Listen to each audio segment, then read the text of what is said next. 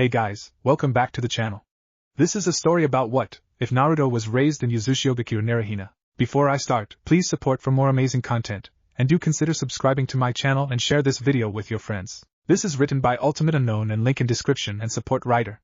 Let's start the video. Start of arc, an old but new union. Every person in the world has physical energy, which is produced within one's body. They use it to do everyday tasks.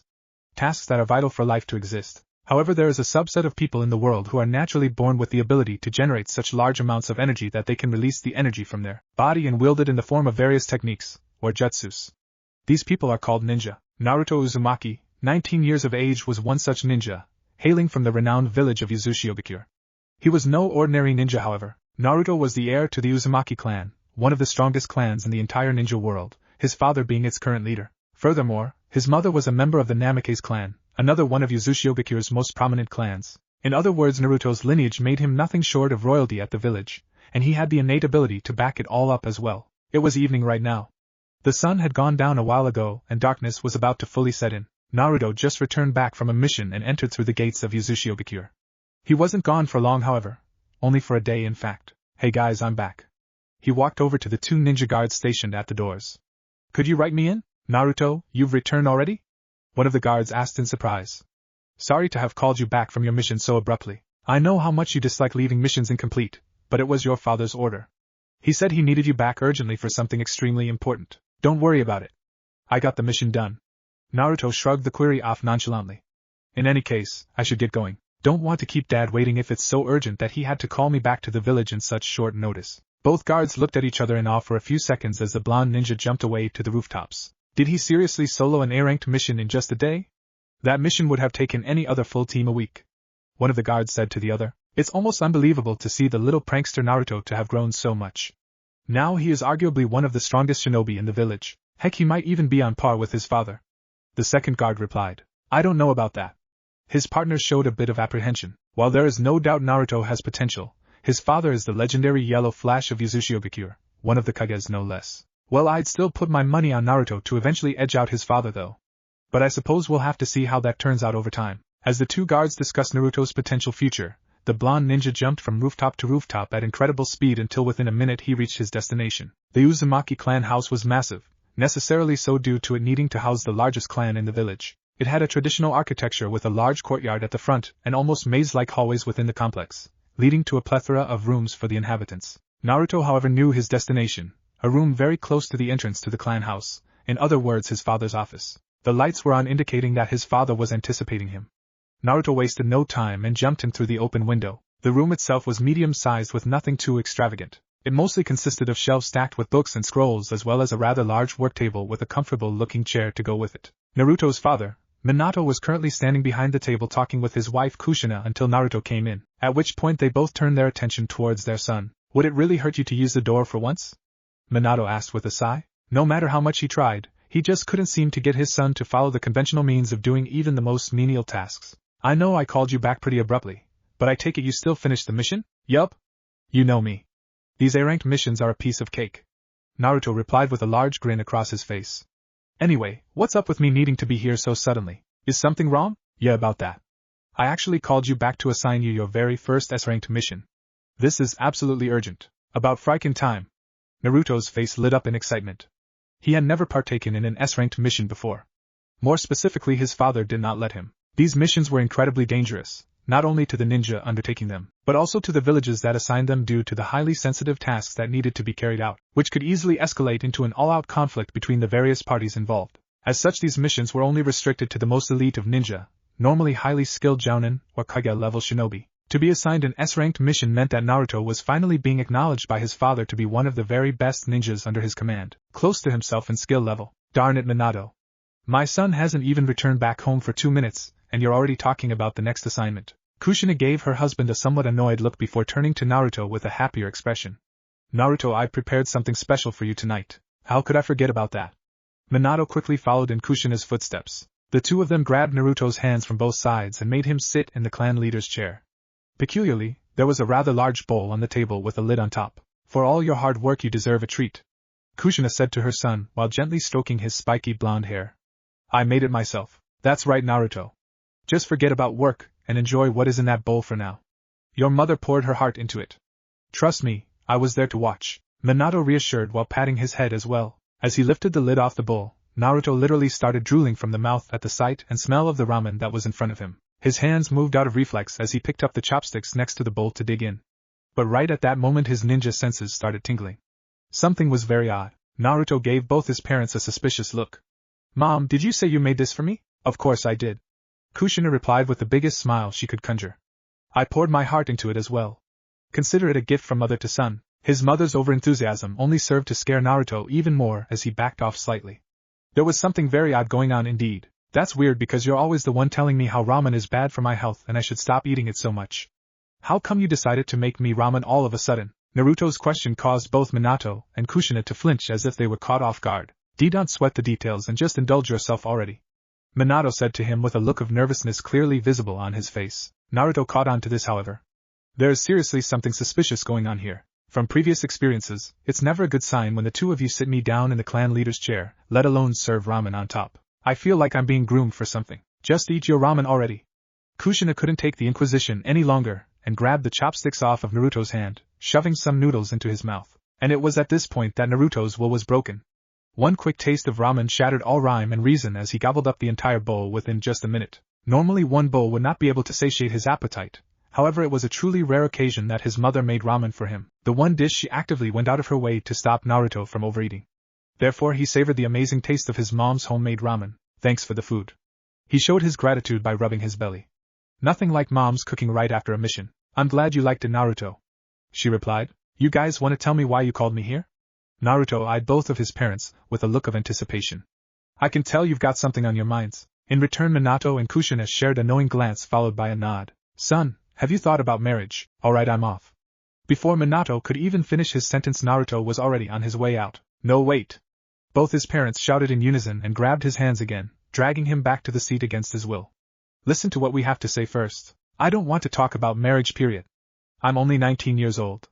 Now's not the time for me to think about that stuff. Minato sighed, already knowing that this would happen when he brought up the topic. Look, Naruto, I know marriage might not be the first thing in your mind right now, but you really need to understand your position. You are unlike any other average kid in the village. You are the heir to the Uzumaki clan, the strongest and most influential clan in Uzushiogakure. As such, it is important we do our best to ensure that there will be future successors to this clan as soon as possible. Not to mention, depending on whom you end up marrying, it could have a great impact on not only our clan but the village itself. Do you see now why we're so adamant about the matter? Naruto childishly shrugged off his father's words. He just didn't care. Come on, Naruto, don't be like that. Pay attention to your father. It was now Kushina's turn to do the persuading. Forget about the clan for a second. Think about us, your parents. We want to see our grandchildren too. More importantly, it is our dream to see our son finally start his own family. You're already a splendid ninja. All you need now is a suitable wife. No! I said don't want to think about that stuff. Naruto shut both of his ears off with his hands like a kid, pretending he couldn't hear anything. Both of his parents sighed again. This wasn't going anywhere. They knew how stubborn their son could be when he set his mind to something. Thus Minato decided to change the topic. Alright then, let me ask you a different question. What do you think about the Hyuga? The name stirred a deep emotion within Naruto, and he looked up at his father with disdain, his expression becoming deadly serious. There was of course a reason for this. The Hyuga were a ninja clan from the village of Kirigakure. Similar to how the Uzumaki were the most powerful clan in Uzushiogakure, the Hyuga held an analogous position in their home village. Furthermore, just as Minato, the head of the Uzumaki clan, was the leader of Uzushiogakure, the head of the Hyuga clan held the position of Mizukage in Kirigakure. Thus the two clans were identical in many ways in the positions they held at their respective villages. More importantly, the Uzumaki and Hyuga clans harbored intense hatred towards each other since olden times. The two clans fought countless battles, and given their influential positions, they dragged the rest of their respective villages into the conflict. The rivalry has been running for so many generations that neither clan could exactly pinpoint anymore what started it all, even though there were many speculations. At this point the conflict was simply a cycle of revenge, as the losses they suffered at each other's hands drove them to keep on fighting. However, they were now at an impasse. Many generations of fighting had finally taken the toll on both clans and their villages, resulting in the greatest loss either party had suffered in their shared history. This led both sides to come to the stark realization that something drastic needed to be done to put an end to this struggle. Something definitely needed to change. Minato was determined to make this change happen, and he understood that his son was the key in bringing about such a revolution. Thus he asked of Naruto's viewpoint on the Hyuga. I hate the Hyuga. That was Naruto's simple reply. They are a clan who seek to destroy us. They have taken so much away from us. And now I'm finally prepared to stand up to them to make them pay. Just give me the chance and I will definitely change our clan's future for the better. Hearing his son's words, Minato had a serious look of contemplation on his face. Change our clan's future for the better? I also think you can do that, Naruto. In fact, you may be the only person capable of doing so. Naruto was utterly surprised by what his father was saying. He expected to hear his usual response telling him how he was not ready yet, or he needed to work on becoming a better leader first. Therefore, Minato's sudden change in tone came as a complete shock to Naruto. Does that mean I get to finally face the Hyuga? Naruto asked, knowing that the heirs to the Uzumaki clan that came before him have led the charge against the Hyuga clan. It was finally time for him to stand face to face against whoever the future of the Hyuga clan rested with. Naruto was ready to prove himself as a worthy successor to his father. Indeed, I do think it is about time you took the helm to end this conflict once and for all. If anyone can, it is you, son. Minato replied, assuming a stoic expression. Oh wow, this is it. When do I get to fight? What's the plan? Do we even have a plan yet? Tell me already. I bet this is the S-class mission you were going to assign me. Naruto was giddy with excitement. He could only imagine the possibilities. We do have a plan, Naruto, to end our rivalry with the Hyuga, but I don't think it is what you are expecting it to be. Kushina decided to chime in. Her response only left Naruto confused. What do you mean? Do I not face them in battle like our ancestors have done for generations? Both Minato and Kushina looked at each other, taking in a deep breath. We wish to end the conflict between our clans by having you, the son of the Uzumaki clan leader, marry Hinata Hyuga, the daughter of the Hyuga clan header. Kushina told Naruto in the calmest possible tone, even though the message she relayed was groundbreaking to say the least. The marriage meeting is going to take place tonight in just a few hours and I'm classifying this as your very first S-class mission. Your attendance is compulsory. Non-attendance will be considered an act of high treason. Minato added, this time taking on the demeanor of a battle-hardened Kage. Hearing his parents' words, Naruto's jaws dropped. The only thought in his mind was,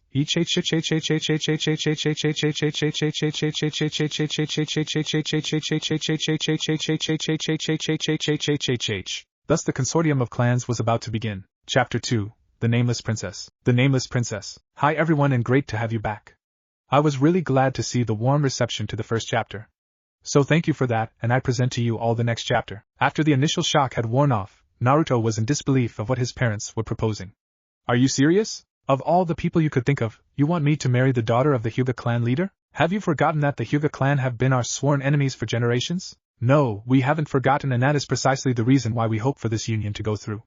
Minato answered back calmly. I know it may be difficult to accept, but this entire war between our clans has been nothing but detrimental to both sides. We have been fighting for so long that at this point it has become a cycle of revenge, and this cycle must be broken now before there is no turning back. I'm sure you are aware that the Uzumaki clan and Uzushiogakure by large are the weakest now than it has been before. This is a direct consequence of the conflicts with Hyuga clan and Kirigakure.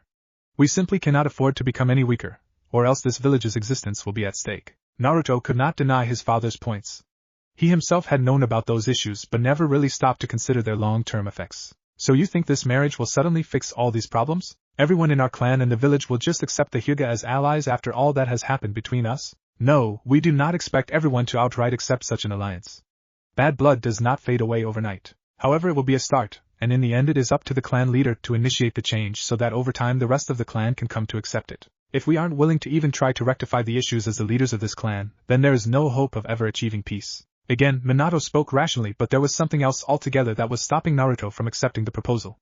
I don't like the idea of this marriage. It has political written all over it, and the fact that it is the Hyuga we're dealing with just makes it that much worse. You are basically telling me to spend the rest of my life with one of our sworn enemies. I don't see how I could ever live with even a shard of happiness with one of them. It feels like the two of you don't even care about my happiness whatsoever. Naruto, as your parents we understand better than anyone that this is hard for you to accept. Kushina added, but please understand that being a leader entails looking after the greater good of your subordinates, even if that means making sacrifices on your end. There is nothing else that forms alliances between clans like marriages between heirs or leaders. It is something very common. I mean, just look at your father and me for example. Our marriage brought about the great alliance between the Uzumaki and Namikaze clans, but you two were already acquainted beforehand, and it's not like your clans hated each other. The Hyuga are complete strangers to me and I've never even met them before. The idea of this union makes me sick. I can't go through with this. No way. Just no way. Naruto, ever since you were a child you've always been saying that it is your dream to one day bring peace and justice to this world. Is that not true? Minato asked calmly. Of course that is true. It has and still is one of my main goals. I train and fight so that I can one day become a hero of justice. Minato smiled at how seriously Naruto replied. Although somewhat childish, I always admired that drive of yours. I can tell you are sincere about it at least. But it is time for you to learn some diplomacy and understand that peace cannot simply be achieved with your bare fists. In fact, that course of action may lead you in the complete opposite direction. Sometimes you have to do everything in your power to end the fighting, even if it means accepting something you hate vehemently. Despite knowing that his father spoke from experience, and understanding the wisdom behind his words, it was still difficult to accept the current proposition. His mind was in a state of turmoil. Also, Naruto, I think you misunderstood my previous order. Minato clarified. I only asked you to attend this marriage meeting. I never mentioned anything about you having to accept the marriage proposal. You just need to attend the event, meet the prospective bride, and if after that you still feel so opposed to this union, then you don't have to go through with it. As your parents, we have no intentions of making you suffer for the rest of your life through a bad marriage, even if it is for the betterment of our clan. That being said, under no circumstances are you to reject the marriage proposal tonight in front of the Hyuga. The Hyuga are the ones who initiated the proposal in the first place, and there will be a lot of delegates from various clans attending the event, so a rejection at this stage may lead to a disaster. Are we clear on this? I'm still not attending. Naruto replied stubbornly. What? After everything I just said? Minato was dumbfounded. I thought I already told you that this was an order from the Kage, the leader of this village, and not just a request from your father. If you disobey, there will be consequences. That's perfect. A large mischievous grin appeared on Naruto's face in response, as he knew his father all too well. If I don't obey your order, then you'll punish me. But as I am right now, you are the only ninja in this village who even has a ghost of a chance of capturing me. So it would mean that I finally get my chance to fight you one-on-one, and you can no longer make excuses about being too busy with work to spar with me. It's a win-win situation for me. Just admit it, old man. If we fought, I'd lay you out flat and show the world that there is finally someone who has overtaken the legendary yellow flash of Uzushiogakure. In doing so, I'd set myself up in becoming both the leader of this clan and the entire village. No more treating me like a child now. Muhahaha. I'll pay you good money to attend. Minato now sounded desperate. Don't try to bribe me, but you're my son. That makes it even worse. Minato turned towards his wife with a worried look and changed his tone to a completely defeated one. Kushina, your son is threatening me using underhanded tactics. Even though I work day in and day out to put food on the table for all of us, he won't even listen to a simple request of mine. Hey! Don't try to play the guilt card on me. Naruto retaliated. And you're the one using underhanded tactics, trying to use your power as Kage to force me to attend some stupid marriage meeting that I wasn't even consulted about before it was finalized. Hearing Naruto's words, Kushina dropped onto her knees, her eyes getting watery in the process. My son, he has become a delinquent. I went through so much pain to give birth to him, stayed up countless nights to tend to him when he was just a child. Even though I raised him with all the love and care I could ever hope to give to anyone, he doesn't reciprocate those feelings of mine. What did I do to deserve this? What did I do wrong as a mother? Thus Kushina burst out crying. You've gone and done it now, Naruto. As difficult of a feat it is, you've just made your mother cry. I hope you're proud of yourself, eh? Naruto was completely caught off guard by the sudden change in atmosphere. Wait, Mom, why are you crying? Please don't do that. Now you're just making me feel bad. But you won't listen to me anymore. I've failed as your mother, haven't I? That must be it. That has to be it. She said within her tears. No, that's not it at all. You're the best mom I could ever ask for, really. So please don't cry. I'm sorry if I acted insolently. Naruto apologized sincerely, as he cared deeply for his mother, who had raised him with all the love and care in the world that he could ever ask for. The two of them had a very deep bond which could never be replaced. Then does that mean you'll attend the meeting? Kushina asked while wiping away her tears. Naruto flinched from the question, but he understood there was no turning back now despite how reluctant he was. Fine, I'll go. As soon as he accepted, Kushina and Minato sprung up from their dejected demeanors and shared a magnificent high five like two kids that managed to score a bag of candy from someone. Great job, Kushina. Minato said to his wife with a nod of approval. I knew you could do it. Naruto's such a mama's boy. It works every time. Kushina brought out a small little bottle of liquid and handed it to her husband. As always, you're a genius, Minato. There's a reason why you're a Kage after all. I gotta say those tears drops are incredibly effective. My eyes are itchy even now. I'm sorry about that. Maybe I should have ordered a slightly less concentrated one. I just wanted to make sure it lasted all the way through. Here, let me help. Minato held Kushina's face with both hands and gently flew some air into her eyes. Is that better? Yeah, that feels really nice. Kushina replied with a blush. In the meantime, Naruto was stunned to silence by the string of events that just took place in front of him. His jaws were wide open, so much so that a fly had enough time to go in and come back out. After some time had passed, he finally snapped out of his daze. Are you freaking kidding me? He yelled in disbelief. Every time I take you guys seriously, you always do this. Well, this is the last time I'm falling for it. I'm gone. As Naruto turned around to storm off the room, both his parents grabbed his hands as firmly as possible. Come on, man, you already said yes. Don't turn your back on us now. Minato requested as politely as possible, knowing that his son wasn't exactly in the best of moods. Wasn't it your ninja way to never go back on your word? Your father's right. Leaving all the shenanigans aside, we're truly desperate about this, since it involves the clan and the whole village. So please, Kushina requested with all her heart. Naruto couldn't help but sigh in response to his parents. Fine, whatever, I'll go. If the two of you are this serious about it, then I simply can't reject in the first place. There was no need for all that craziness. Both Minato and Kushina let out a breath of relief. They both knew that when all was said and done, their son would pull through for them, like always. Their bond as a family was a truly unique one. You know, Naruto, I don't quite get why you were so against attending the meeting.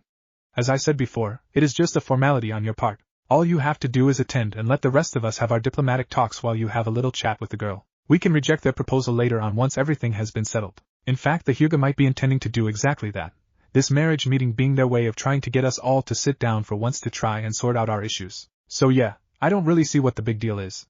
Unless of course you already have a girl you love, in which case you feel like you're betraying her or something, Minato said jokingly, but Naruto visibly flinched at this father's ending statement. Wait, did I just hit the nail right in the head? Naruto backed up a few steps nervously in response, his answer being clear as day. When did this happen? Kushina was on the case before her son could even reply. How come you never told me about it either? I thought you shared everything with me. I need to know the details here. This is very important. Your mother is right. We need to know about this girl you've fallen in love with. Since you are the heir, the future of our clan is at stake here. Minato added. So, who is she? I don't know. He whispered back. Naruto was fidgeting around under his parents' intense gazes, almost sweating from the tension. What do you mean you don't know? Then tell us what clan she is from. Minato kept up the questioning. I don't know. The same reply came from his son again. Then at the very least tell us her lineage. If we know who her parents are, we can figure out the rest. Minato pressed on. I don't know any of that. Surely you must know her name, at the absolute least. Kushina tried to take a more sympathetic tone than an inquisitive one. Naruto gulped hard before finally managing to utter out the name, Haim. Both Minato and Kushina gave their son a confused look. They couldn't quite figure out what was going on. Haim? As in princess? Minato asked in response, to which Naruto nodded. Come on, stop playing round. What's her real name? As I said, I don't know. This time Naruto gave an irritated reply. I wish I did, but all I know is that I call her Haim. Minato held his son's shoulders sympathetically. Naruto, I get you're at that age where you want to find your own perfect princess and live happily ever after. Trust me, I was there too. But you have to come back down to earth and settle with what is real. This ideal princess you're looking for is not real. It is just a fantasy. Naruto was confused about what his father was talking about when he felt a shiver run up his spine. Minato, on the other hand, felt a glare that was trying to pierce through his heart. What was that all about? Kushina's red hair was now flailing around in the air freely. Are you trying to insinuate that I was a compromise? Both father and son hugged each other and yelled in fear. Ha-hi-I. The red habanero is here. Am I not princess enough for you? Kushina asked again, this time a frying pan in hand somehow. Oh no, you've got it all wrong, Kushina. Minato tried to defend himself in front of a monster that appeared ready to tear everything to bits. Princess? Pfft, who cares about such a measly thing? You're my queen. The Empress. Nothing compares to you. Since Minato was distracted, this was Naruto's golden opportunity to make a dash for freedom. Here, I'll help present you to your highness. Naruto pushed his father straight into his mother's grasp and jumped out of the window. I'll see you guys later tonight for the meeting. Don't leave me behind, Naruto, Minato cried out. But his scream was quickly stifled abruptly. Naruto didn't know, either did he want to know what was happening right now between his parents.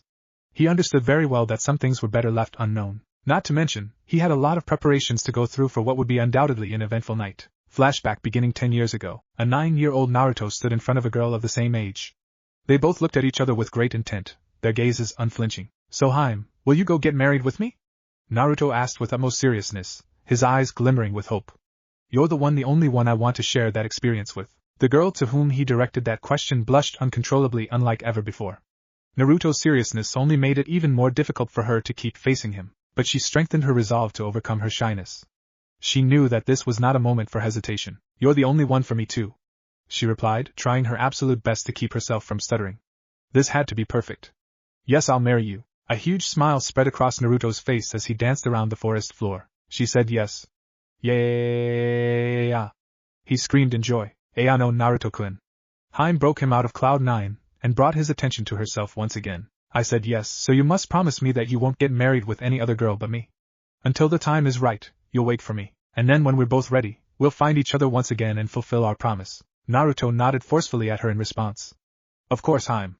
I promise that I'll get married with you and only you. No matter where we may be or how long it may take, I'll find you one day and fulfill this promise.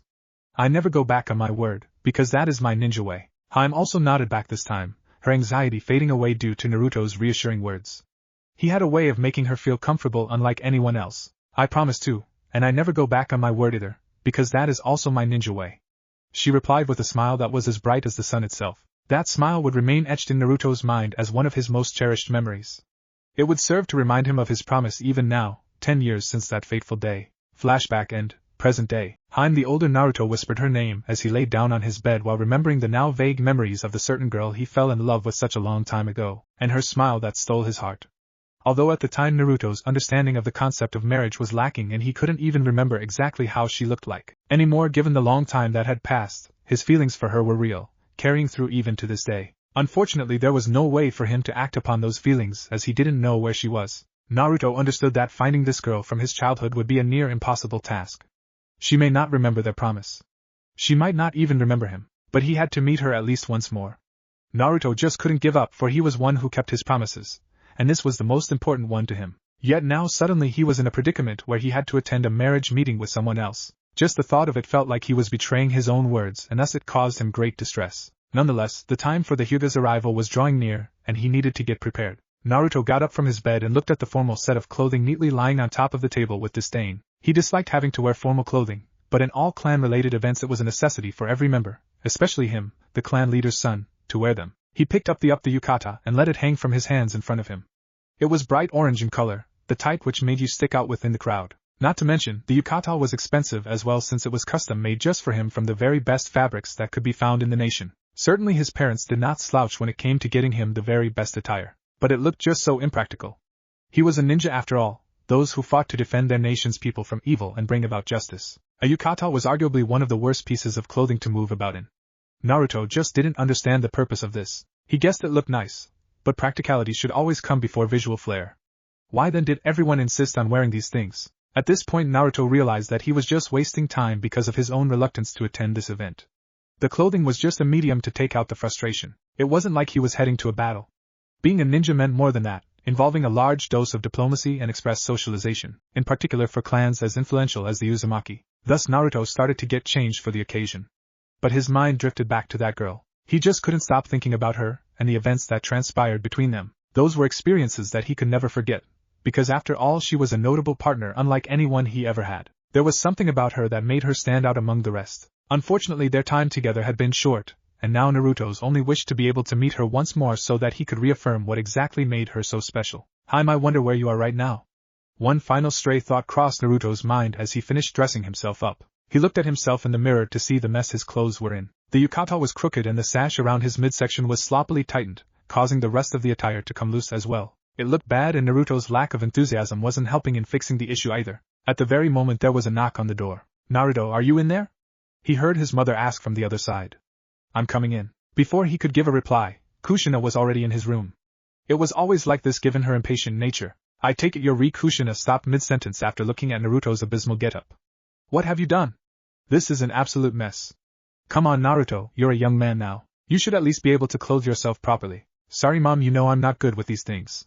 I'll sort it out though. You haven't said anything yet. Kushina decided to do a quick spin to show off her attire to her son. So, what do you think?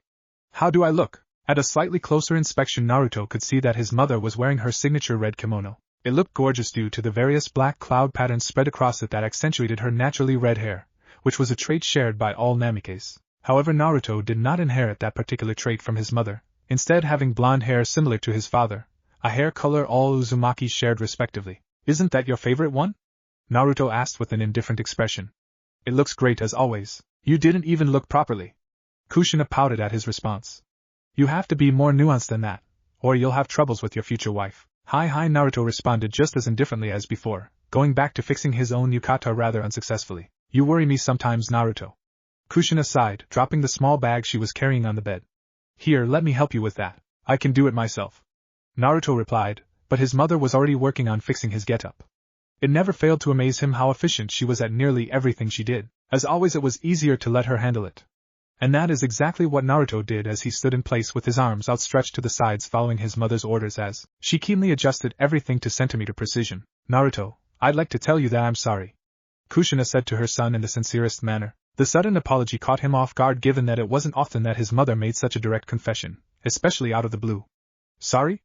Why? I thought I should apologize for putting you through this ordeal despite your reluctance. As your parents we feel terrible, but there really are not very many choices from the perspective of a clan leader. This meeting is an opportunity of a lifetime to overhaul the future. I really gotta ask, how did this all happen? I mean it's all so sudden. Naruto questioned his mother out of curiosity. It wasn't too long ago that your father received a message directly from the Hyuga clan leader himself. It took us all by surprise when we found out that he was proposing a potential marriage between his elder daughter and the son of the Uzumaki clan leader. Although for a long time your father has been thinking of ways in which to mediate matters with the Hyuga, this sudden move took us by complete surprise. Wait, if it really is the daughter of the Hyuga clan leader we are talking about here, that's a big deal. Wouldn't she be one of the most important members of the Hyuga clan similar to my status within the Uzumaki? I mean given their position in Kirigakure, she would in essence be like the princess of that village. You really are hung up on the whole concept of this princess thing, aren't you? Kushina took a moment to look at her son's face with a smirk before getting back to fixing his clothing. Anyway, all joking aside, you are correct. She is an integral part of the future of the Hyuga clan, just like you are to the Uzumaki clan. Then why would the Hyuga do this? Naruto was genuinely perplexed. Doesn't the clan leader care about his daughter? How is he okay with proposing a marriage for her with their worst enemies? What if I turned out to be a major douche? Maybe that's the point of this meeting, to figure out if you are a douche or not. Kushina replied jokingly. Anyway, from what we were told, it would appear that the Hyuga already know about you. At least that's what the clan leader mentioned. Did you ever meet him or something? Naruto was completely taken aback by the assertion. Of course not. I've never met a Hyuga before. How would they know me? Perhaps they heard about you. You've made quite a name for yourself as the hyperactive knucklehead in Uzushiogakure. For some reason I don't think that is a very flattering accolade to be known by. Naruto answered cynically. So, what next? What did you guys do? Maybe if it was any other Uzumaki, they would have been disgusted at the thought of even sitting in the same room as a Hyuga, let alone have any kind of negotiations. But your father is a very level-headed man, and as such he understood instantly how important such a meeting could be in finally settling some of the fundamental issues between the two clans, and potentially two nations. More importantly, I believe that Minato always respected the current Hyuga clan leader Hiashi Hyuga ever since they clashed in battle a long time ago, when they were about your age. He always told me how Hiashi Hyuga was not only a strong shinobi, but also a rational one at that. Perhaps it was because of that mutual respect that the two of them were able to set aside their differences and call for a truce in hopes of changing the future. Therefore your father consulted with his advisors and after much critical discussion everyone came to an agreement that going forward with this meeting would be in the best interest for both our clan and the village. I guess the hard part then would be getting you to agree. By advisor you mean Dad consulted you, right? You are after all his greatest advisor. Naruto stated in a matter-of-fact kind of way. Kushina giggled in response. Well, I suppose you are kind of right about that. Although I don't officially hold such a position, your father does hold my opinion with the highest of regards, probably more than anyone else. Therefore he asked me to help him with this situation as well because he believed that I was the only person who had the ability to get you to oblige. So, what was your response?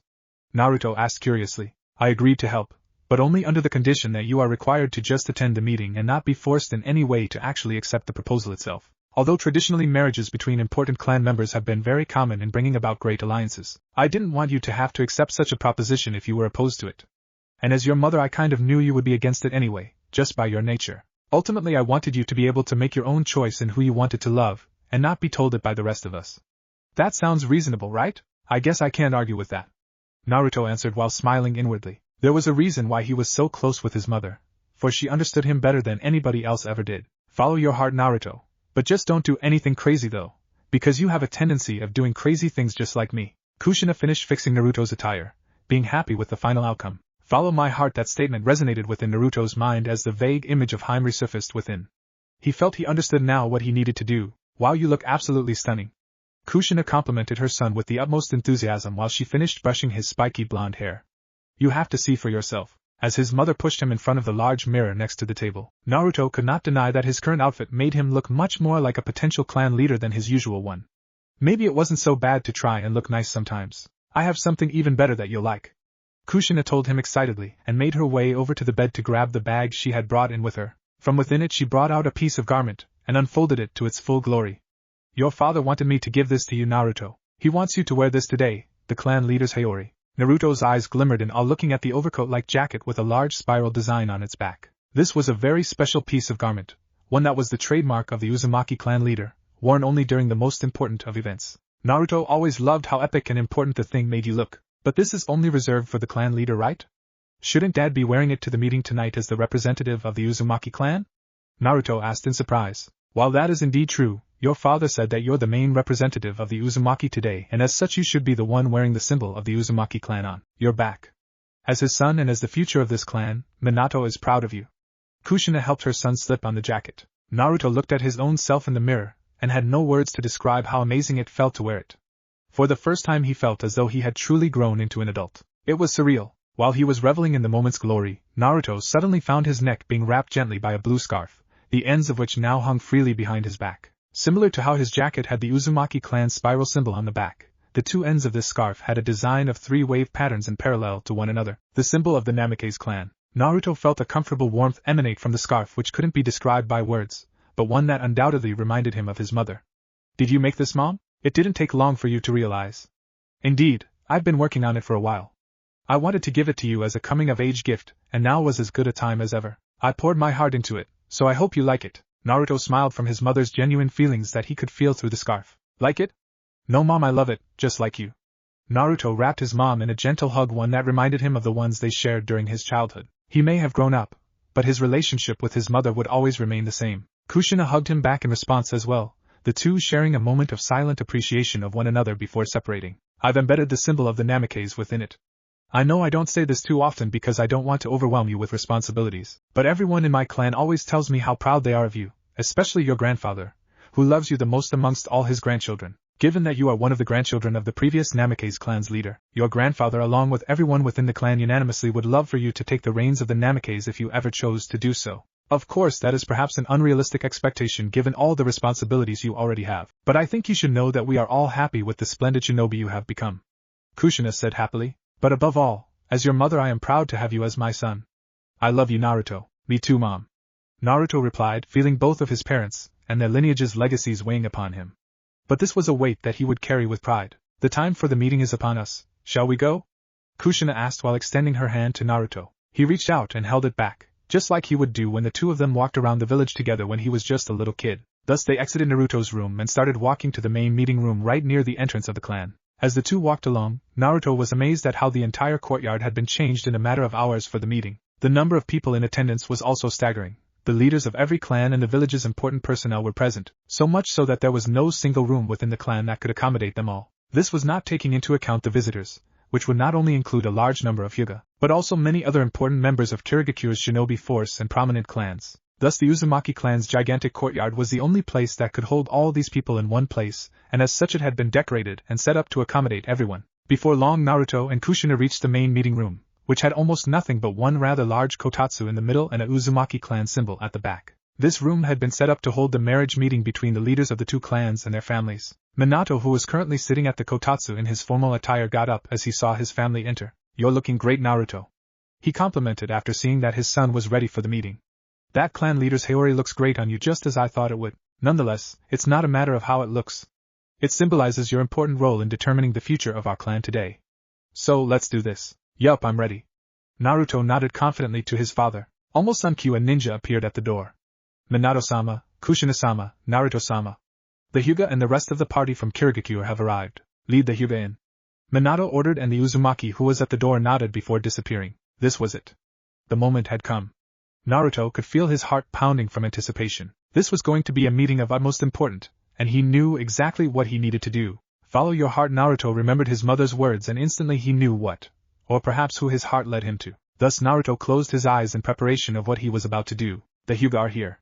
Both Minato and Kushina said in unison. As soon as Naruto heard the door slide open and several people step in, he took in a deep breath to tell them exactly what came from his heart, still keeping his eyes closed to keep his focus. I am Uzumaki Naruto, the heir of this clan.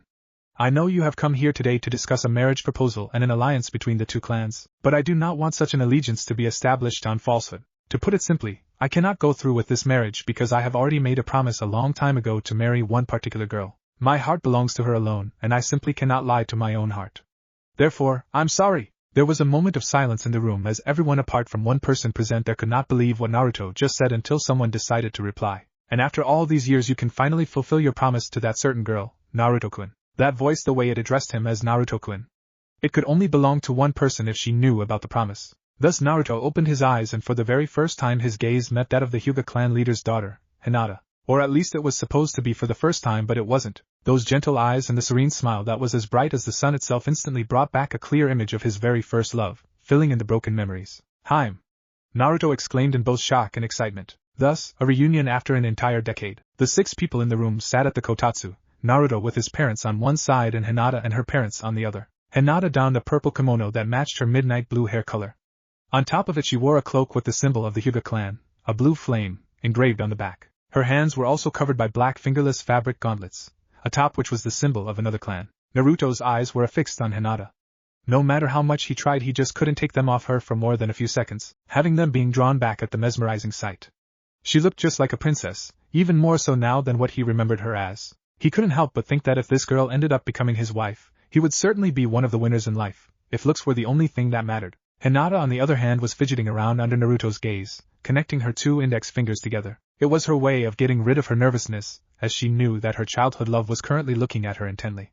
She only hoped that he liked what he was seeing. To her, though Naruto remained the splitting image of the gallant knight, she remembered him as one who would go to any extent to protect her. Minato cleared his throat somewhat loudly to get everyone's attention, in particular the 2 young ones present. "There is quite a lot we need to talk about, but since this is at least somewhat of a formal meeting, I suggest we start off with some introductions. I suppose I'll start. I'm Minato Uzumaki, the Uzumaki clan head and also the Kazekage, the leader of Uzushiogakure. My name is Kushina Namikaze, the youngest daughter of the Namikaze clan leader. Glad to meet you all," Kushina informed in a formal tone before poking her son with her elbow to make him continue, who was still too busy stealing glances at Hinata. "Oh yeah, I'm Naruto Uzumaki, a member of both the Uzumaki and Namikaze clans of Uzushiogakure." He quickly ended his introduction and went back to secretly staring at Hinata, leaving his parents feeling a bit silly. Hayashi decided to start off their side of introductions. "I am Hayashi Hyuga, the leader of both the Hyuga clan and Kirigakure. In other words, I'm the Mizukage." Hinata's mother was next in queue, and she did not hesitate to pick up after her husband. Just by looking at her one could tell where Hinata got her appearance from, having a fair complexion and midnight blue hair. "My name is Harumi Terumi Rhymes, I know," she said jokingly with an infectious smile. "My affiliation lies with Kirigakure's Terumi clan, which I'm a prominent member of. Pleased to make all of your acquaintance." Finally it was Hinata's turn, and now Naruto was paying full attention. All the eyes in the room were also upon her, making her more nervous than ever. "I am Hinata H. Hyuga, and due to my parents' lineage, I'm a member of Kirigakure's 2 most prominent clans, the Terumi and Hyuga C clans." She barely managed to stutter out before coiling back up out of shyness. She was so cute, Naruto thought. The way she tried her best despite her shyness was just charming in its own way. But she was a Hyuga, one of the Uzumaki's greatest enemies. Those combined thoughts made for some conflicting emotions. "So it has been a long time, Hyuga-san." Minato addressed Hayashi with a smile. "It is nice that we get to talk this time not as enemies, but as potential allies. I always thought such a feat would be possible with you, despite our clan's relationships. Indeed, much time has passed since we last met. Nearly 20 years if I recall correctly." Hayashi reminisced. "I still remember the Battle of the Storm, when our clans collided for the very first time under our command as leaders. It was during that battle that you became famously known as Uzushiogakure Yellow Flash. It was said that if one saw the yellow flash left behind by your space-time teleportation, the battle would be over in the blink of an eye. You make it sound like I was the only one who achieved such feats during that battle."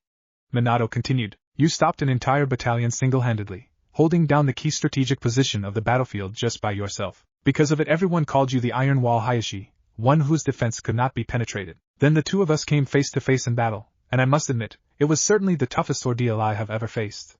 I was truly put to the test during that standoff." "Same here," Minato answered back to his once fierce rival. "I'm just glad we both managed to get out of that in one piece, or else we wouldn't be sitting here today. That much we can certainly agree upon."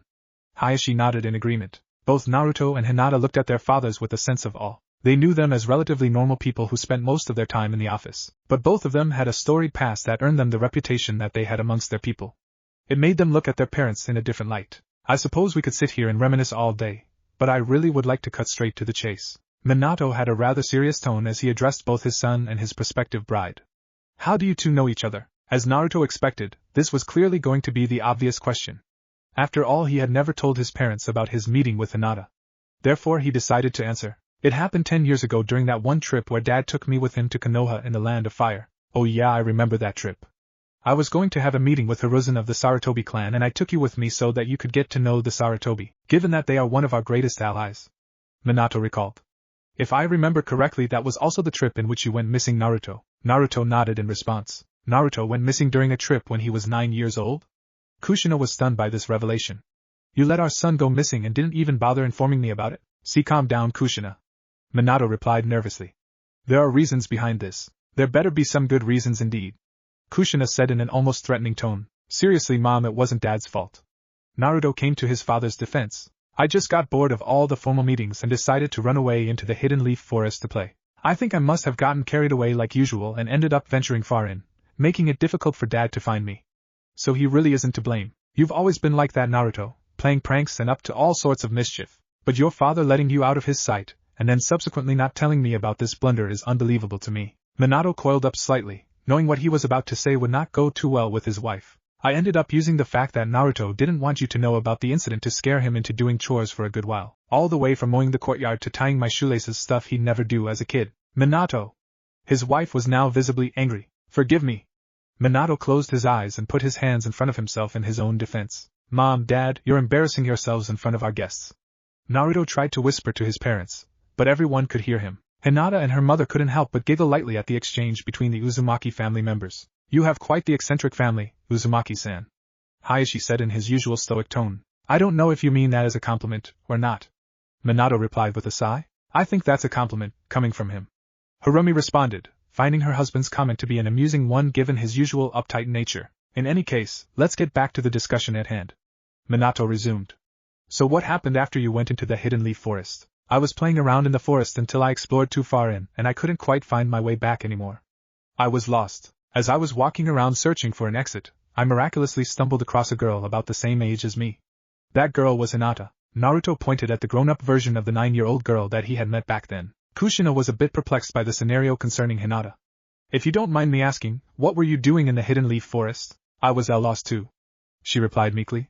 I was traveling with some of the other clan members through the hidden leaf forest until I got separated from them and ended up lost. It was during that time I met Naruto-kun. Hinata's father now diverted his attention to Naruto and decided to speak directly to him. I understand that I should have done this a long time ago, but circumstances did not permit it. Even though my words will never be enough, I hope you will accept my sincerest gratitude for what you did for our daughter back then. Hinata's mother also chimed in at the same time.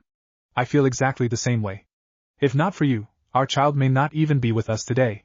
So truly, thank you. Naruto was completely caught off guard by the Hyuga's kind words. This went completely against what he knew them as, who he was told as ruthless and unforgiving. He didn't know what he was meant to do in this scenario. Please, you don't need to thank me. I did what was the right thing to do, and I'm just glad I was able to help her out back then. You are too kind. Hiromi said with a wry smile.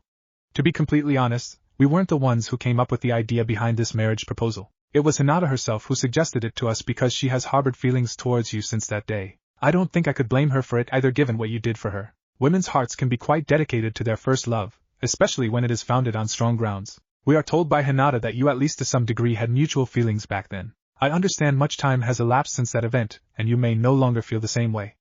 After all, childhood words can be fickle sometimes. But in case you still do, I hope you will consider my daughter as a candidate for your potential bride despite the history between our clans. You are special to her, and I do not think after all these years she could imagine anyone else but yourself as her husband. I also wanted to iterate that despite its appearance, this marriage proposal wasn't made as a strictly political one. However, I believe it will have some greatly beneficial effects for both parties if it went through, as I am sure you can imagine given that you are both the children of the Uzumaki and Hyuga clan leaders.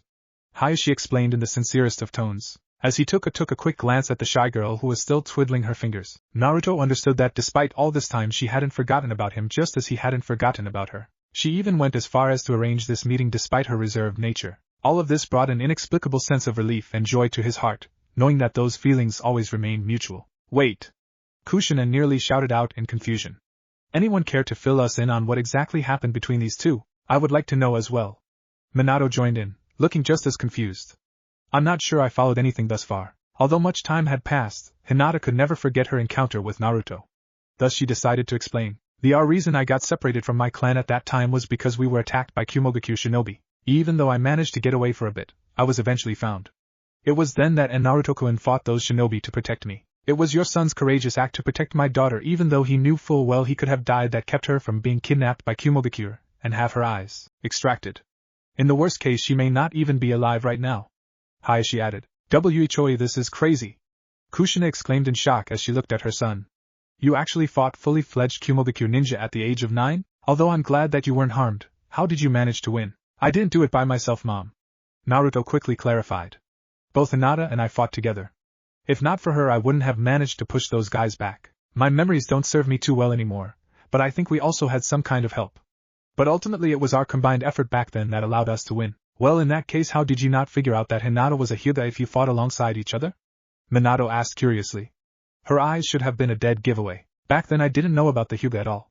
You guys told me about the Hyuga and our conflict with them much later when I was older. I hadn't seen a Hyuga before either, so there was no way for me to tell she was one. Also, by the time you guys did tell me about the Hyuga, my exact memories of Hinata had already faded quite a bit, and I didn't remember much of her features, or a whole lot of our encounter.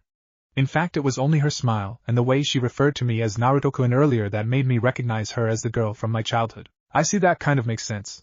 People generally don't remember details about individuals they met when they were kids. Minato nodded in agreement. But then surely you must have at least remembered her name being Hinata Hyuga, right? Ah, yeah, about that. Naruto scratched his head, feeling silly. When I first saw her, she looked like a princess to me, so I kept calling her Haim. I ended up forgetting to ask for her name. Oh, Naruto. Kushina facepalmed at her son's stupidity. Hinata, on the other hand, blushed slightly from Naruto calling her a princess, even if that compliment was directed at her younger self. Well, at least they managed to meet again since Hinata remembered Naruto. I guess it worked out in the end. Minato replied as positively as he could. So, what about this marriage? I wasn't previously aware that our children had known each other for so long, let alone having feelings. This certainly changes the overall outlook of things, since initially I assumed that this meeting would just be an opportunity for us to sit down and talk about some of the current issues we are facing. My hopes were that we could possibly start to put an end to the animosity shared between our clans, not that I felt much in the first place. Personally, I do agree with that sentiment. Hayashi concurred. Although the Hyuga elders have always tried to drill the fact that the Uzumaki are our sworn enemies into every single clan member, ever since I became a clan leader I really have been questioning more and more our reason for fighting apart from the cycle of revenge, which we don't even remember the start of. Knowing you from our previous encounters, I had a feeling you would agree with me in wanting to put an end to our clan's terrible long-standing history of aggression. Therefore, when I found out about Hinata meeting your son and her insistence on making this proposal, I thought this would be perfect. If our children were to indeed get married, then that would most definitely be the first big step towards a union between our clans. But of course, when word got out about this potential marriage, there was an outrage within the clan. The concept of a Hyuga marrying an Uzumaki was inconceivable to most, especially the elders. I can certainly understand that. I don't think a lot of the Uzumaki are happy with this either, but luckily they all trust Naruto. So they're willing to let him decide, Minato elaborated. How did you get the rest of your clan to agree? I didn't, Hayashi stated with a serious look on his face. Hinata did. Minato was confused by what he heard. From what he saw, Hinata didn't appear the bold type of person. How? He asked. Hinata looked like she had seen a ghost after hearing Minato's question. Her mother looked similarly distressed. Hayashi seemed somewhat hesitant in explaining the matter as well, but he knew he had to say something. But before he could finish, they heard a sudden crashing noise of something breaking outside, followed by a chorus of loud shouting. We better go take a look. Kushina suggested to the rest. Yeah, it seems like trouble is brewing. Minato replied in agreement. Naruto and Hinata along with their families ran out into the courtyard only to find a tense atmosphere between the Hyuga and Uzumaki present. In the midst of it all, a young Uzumaki girl in her mid-teens was in tears looking at the mess the food was in on the ground. Her older brother was standing right next to her glaring at the Hyuga, who was in his early 20s, as he glared right back. How dare you do that? Her brother shouted at the top of his lungs.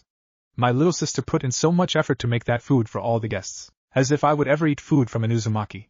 Knowing your kind, you must have poisoned it. Why you? The Uzumaki boy looked like he was at the verge of punching the Hyuga. Are you suggesting my little sister would do such a thing? Yes, that's exactly what I'm suggesting.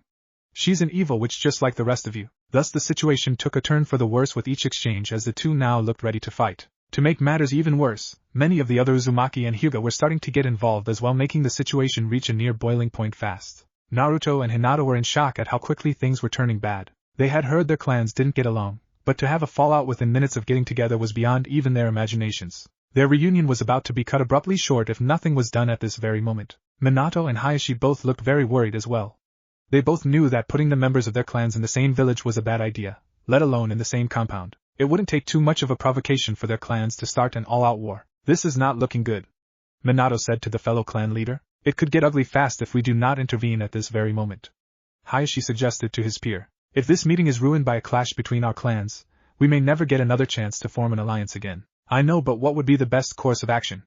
Think. As Minato was about to come up with a plan, He saw his son move into action. Naruto jumped in and landed right in between the two sides, spreading his arms wide while looking at his clan, motioning them to not let matters get out of hand any further. Please guys, don't do this. Not now, not today. He desperately pleaded to the rest of his clan members. Today we're trying to stop the fighting, not begin it anew. But Naruto, you saw what that guy did to my sister, right?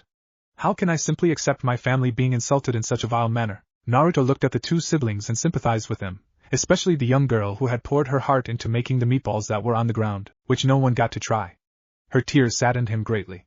He didn't want to see any of his clan members in sorrow, so Naruto picked up one of the meatballs on the ground and ate it. Wow, these are amazing, Chihiro. He complimented, his stunned facial expression proving that he was speaking genuinely. No, seriously, you have gotten beyond just good. These are incredible compared to when you first started out learning to make them. Really? The young girl asked with a hopeful look. Of course. Naruto replied as he patted her on the head, given that she was like his little sister. It is a true shame no one else got to try them out, but I appreciate you for the great effort you put into this food.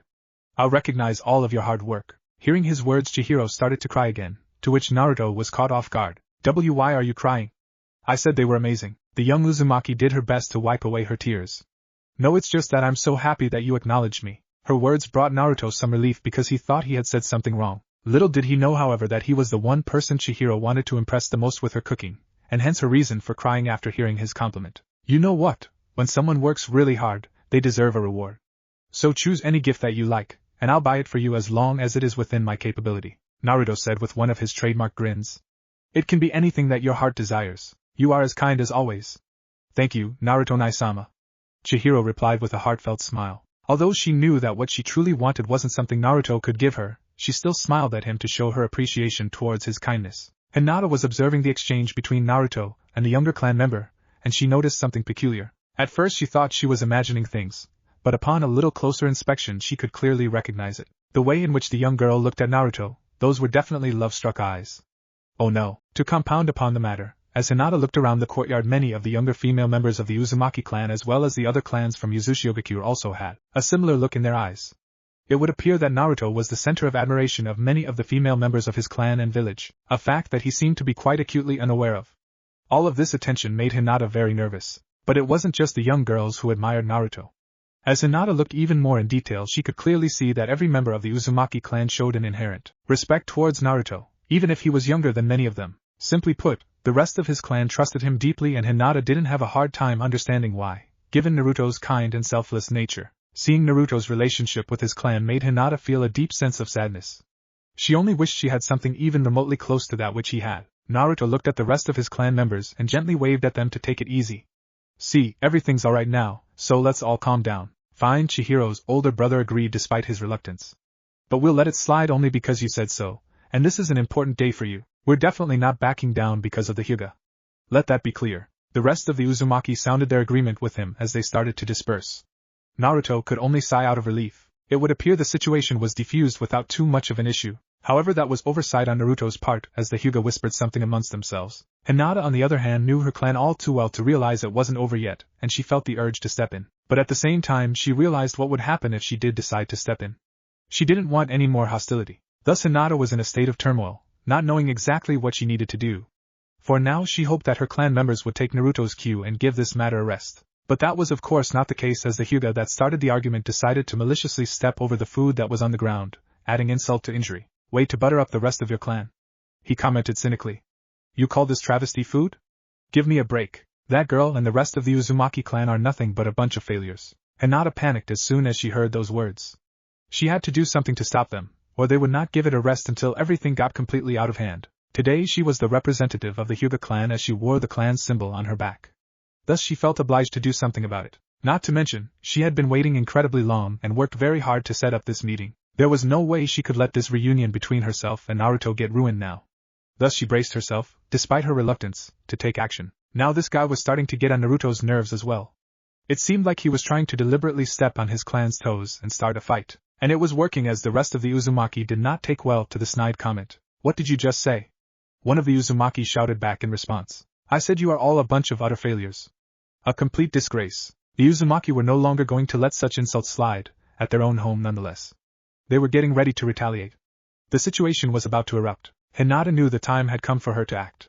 Before everything melted down into chaos, she had to stop her clan. Thus, with no other choices left, she finally activated her eyes, the Byakugan, causing the veins in her temples to bulge in response. At this point Naruto himself assumed a cold tone as he directed his words at the Hyuga while still trying to keep his composure.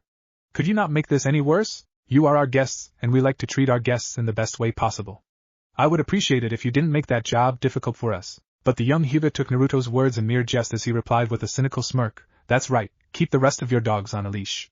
That also includes the little boy. His sentence was cut short by a gut-wrenching punch that left him staggering several steps backwards in unimaginable pain. The blow had knocked the wind out of his lungs as he dropped face first onto the ground while gasping for air. Naruto along with the rest of the Hyuga looked on in shock at what just happened, but their reasons for being shocked were completely different. For Naruto, he could not believe Hinata was the one to take such action. For the rest of the Hyuga, however, they dreaded the fact that Hinata had been pushed to the point of taking such action. Hinata-sama, please forgive him and the rest of us for what just happened. It is my earnest request. One of the older Hyuga pleaded in a panicky voice. We have definitely overstepped our bounds. Back off unless you want to join him. That was Hinata's simple reply, but her entire clan unanimously took multiple steps backwards just from the sheer murderous intent that was within Hinata's eyes. They knew there was nothing more they could do for their clan member now apart from watching his sad fate unfold. She now diverted her attention to the Hyuga that was lying on the ground in front of her. Now then, what were my orders again before we came here? I remember making it abundantly clear that any kind of unruly conduct during this meeting would not be tolerated. So, what shall we do about your transgressions? At this point there was nothing but a look of pure fear in the Hyuga's eyes as he laid on the ground helplessly from the pain of the previous impact. I am terribly sorry for what I have done. I'm begging you Hinata-sama, please forgive me. Forgiveness. Hinata's eyes showed cold indifference to that word as she stepped on his right hand. Tell me, was it this hand that you used to break that plate? The Hyuga was now shaking in terror, so much so that words would not escape his mouth. I asked you a question? Hinata reminded in an ice-cold voice. Why yes. Came a hesitant reply. Please Hinata-sama, I will never make this mistake again. Please show some mercy. I'm begging you for forgiveness. Keeping her foot affixed on her clan member's hand, Hinata decided to ask one more question. Tell me, as a Hyuga you agree with this view correct, that those who have power are the ones who are right? The person lying on the ground was in so much fear at this point that his brain couldn't even process what he heard correctly. But he knew all too well not to ever disagree with Hinata. Thus he nodded his agreement, to which Hinata's eyes glinted as she got ready to take action. Then I have the power, so I'm right. She shouted, and at the same time with a sickening crack she shattered the bones in the young man's hand.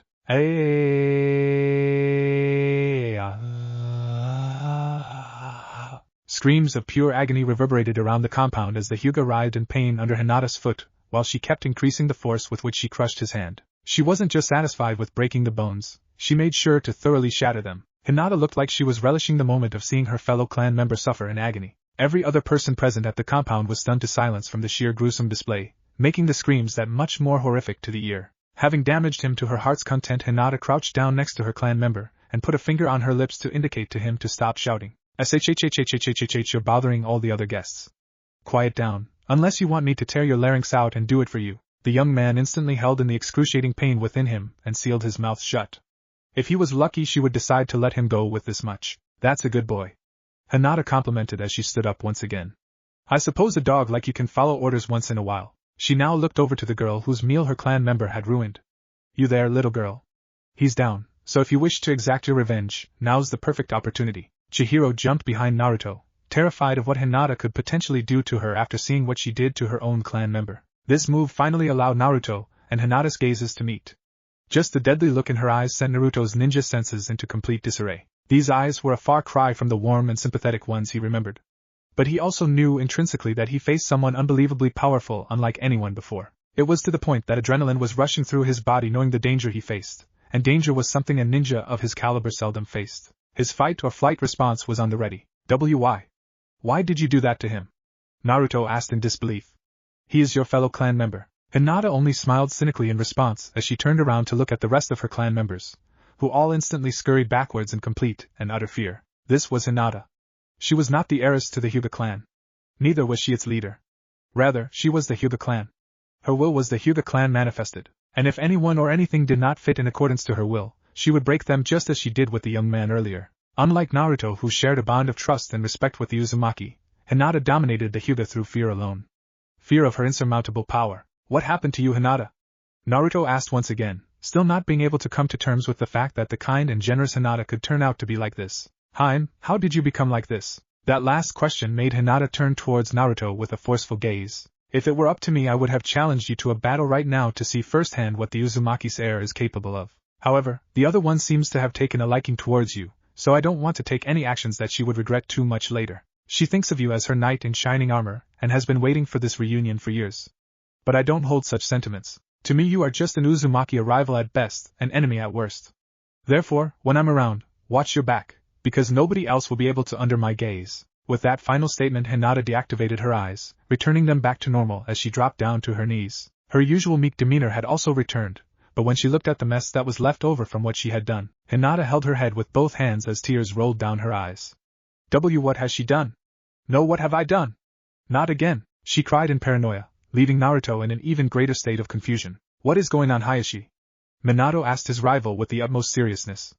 She is more than just a simple problem child. Her eyes, I could feel that they were far beyond that of any other Hyuga. It's as if they changed her completely as a person.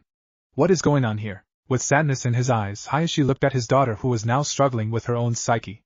He knew the time had come for him to explain everything. She is Hinata, the Hyuga's bane, the one who the entire clan fears unanimously.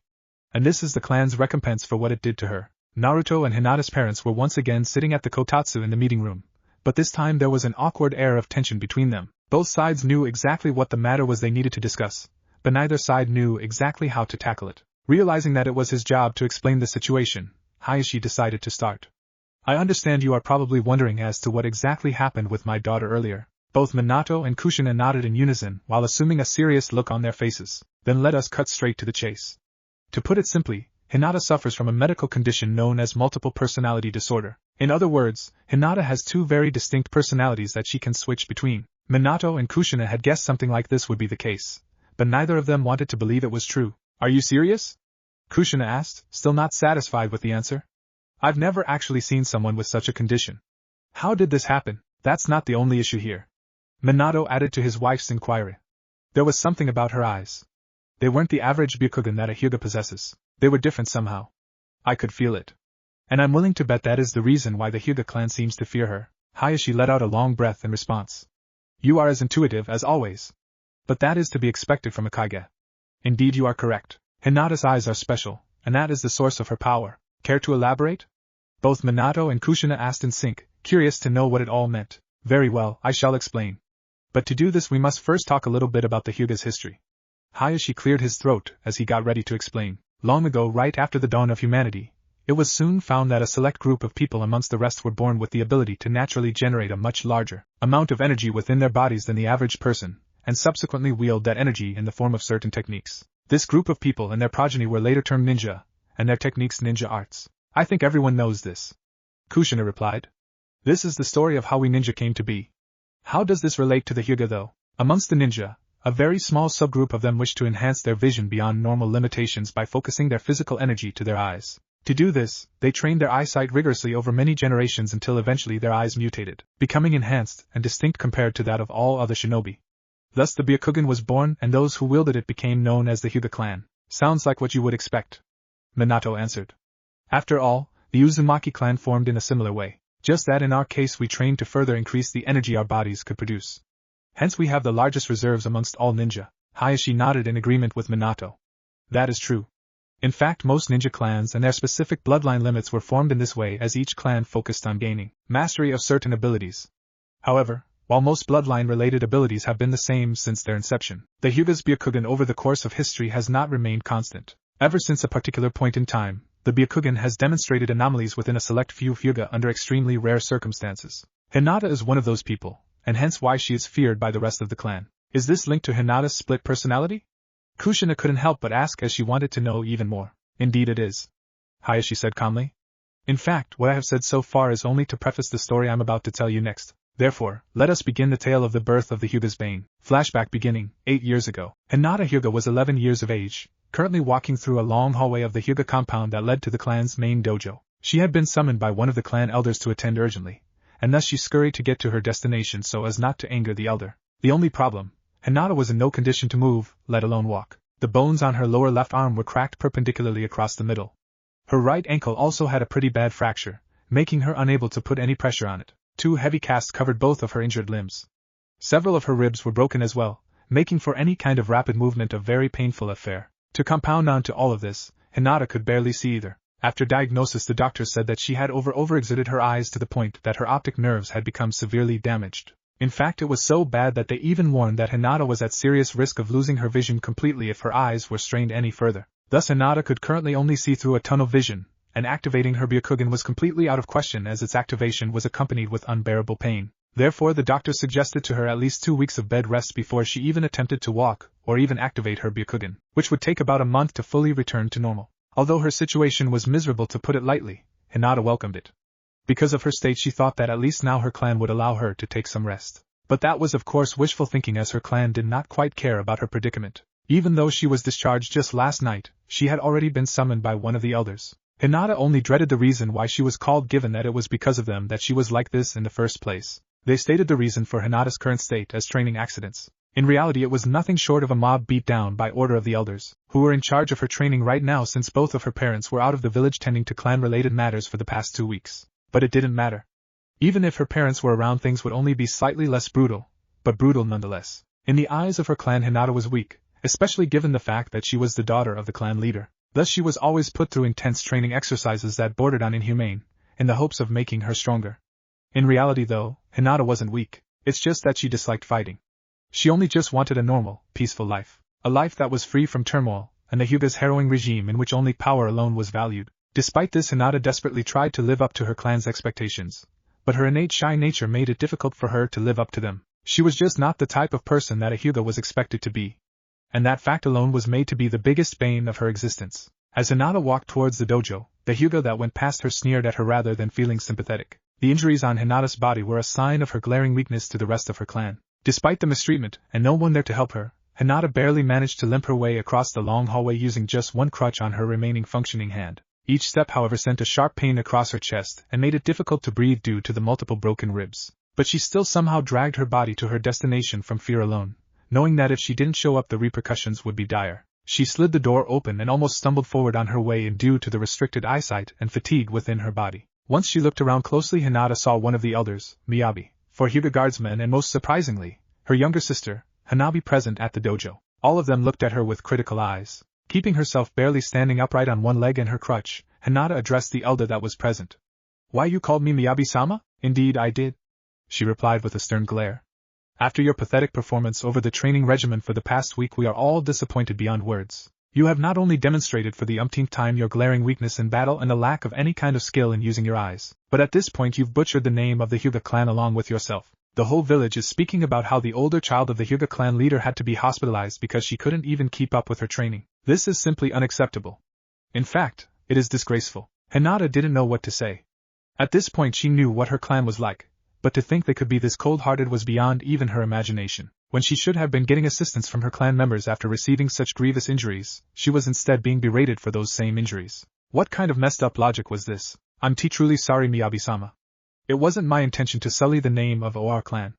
I've been doing my best, but in any case, I ask for your forgiveness," Hinata replied as earnestly as she was able. But her reply only helped anger the elder even more. "Enough of your excuses. Your best just isn't good enough. As I'm sure you're aware by now, the Hyuga clan does not accept failures, and you have done nothing but drag our name through the mud ever since you were born. At this point we're reaching the end of the line with you." Those words stung really badly, and knowing their implications, they caused Hinata to panic. Please don't say that. I'm terribly sorry for disappointing you all. I'll do better next time. So please, give me one more chance?" Miyabi contemplated for a second before looking back at Hinata with the smallest of smirks. "Yes, I think I agree. We will give you one last chance to prove yourself. I think it's only fair given you are Hayashi's daughter." Hinata was overjoyed. For the very first time one of the elders had shown her some kind of generosity. However, that chance will present itself right this moment. The elder stated the caveat, her smirk getting bigger. "You will fight your younger sister right now, who has shown much more promise than you ever have. If you are to win, you get to continue as is and we neglect the shortcomings you've demonstrated. However, if you lose, the consequences this time will be severe. Therefore, prepare yourself, Hinata Hyuga." Hinata was in absolute shock. She couldn't believe what she was hearing. She was expected to fight in her current condition with so many fractured and broken bones across her body. Not to mention, she wasn't even able to activate her Byakugan, the Hyuga's very signature. To top it all off, she was put up against her little sister of all people. This was just cruel, like rubbing salt in wound. "Honorable elder, you cannot be as serious," Hinata countered desperately. "I'm in no condition to fight at this moment. Even the doctors have said so. Please at least allow me to get well first." Not to mention, Hanabi is my sister. You cannot expect me to fight her, those handicaps are your own doing. Now you must face this challenge with what you've brought upon yourself. The elder replied sternly. As for Hanabi, if you can't even beat a girl about half your age, you deserve no sympathy no matter what your condition. Please you can't? Hinata requested desperately, but her words fell to deaf ears. She was shocked to find that even her little sister was taking a stance to attack her. Now begin. The elder ordered, and as soon as she did, Hanabi thrust forward one of her palms, sending a burst of air towards her sister that sent her crashing into one of the walls of the dojo, leaving her sprawled out and immobilized on the floor. Thus the battle was over. The impact rattled all the broken bones in Hinata's body, and pain tore through her body in response. She gritted her teeth and clenched her palms so as to not scream in agony, because she knew that doing so would only make her punishment worse. The injury got so much worse that she could no longer even move. So she just laid motionlessly on the ground, hoping that eventually the aching within her body would calm down. But her real concern now was what the repercussion for this instant loss will be. As though her worries were answered, the elder was standing in front of her, shaking her head from side to side. For years we have been patient, accepting your failures, but now it is clear. There is no redemption with you. We can no longer tolerate this. You have disgraced the Hyuga for the final time. Miyabi said with anger evident in her voice. Therefore, as the ultimate punishment for every single time you have failed the Hyuga, I deem that the caged bird seal be applied on you. Hinata's face was overcome with fear as soon as she heard the last statement. She had known all along that the elders were contemplating on applying the Hyuga's curse seal on her, but her parents kept them at bay with the hopes that she would one day realize her potential. Now there was no getting away from it, considering that the two people who defended her were not present. Her worst nightmare was about to become a reality because almost her entire clan thought of her as being weak and unworthy. They all just valued power. No, please no. Hinata requested with tears flowing from her eyes. Please forgive me. I'll try my best. I'll become better. I'll do whatever you say. Anything but that. Please, my decision is absolute. There is nothing more you can say or do which will change it. Hinata knew that she was in serious trouble.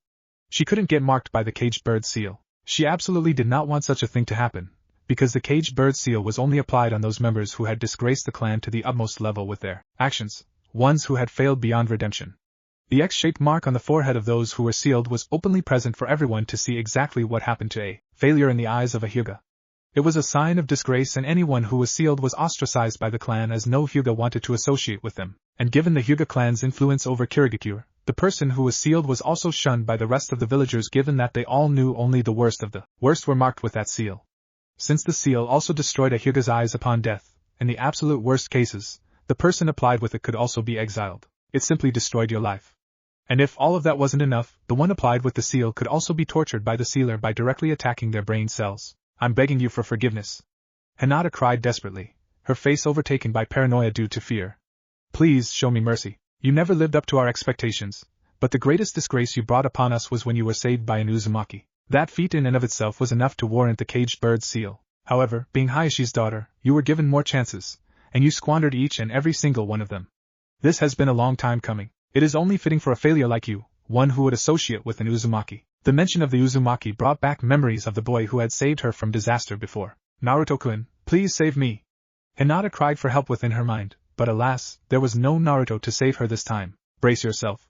The elder started the preparations to apply the seal. Hinata scrambled her broken body backwards, but her back was against the wall. There was nowhere to run. You can't do this to me. I did nothing wrong. I only wanted a peaceful life. This is not right. Right. The elder cynically smirked at the young Hyuga's last statement. You should understand by now that within the Hyuga clan only those who have power are the ones that are right.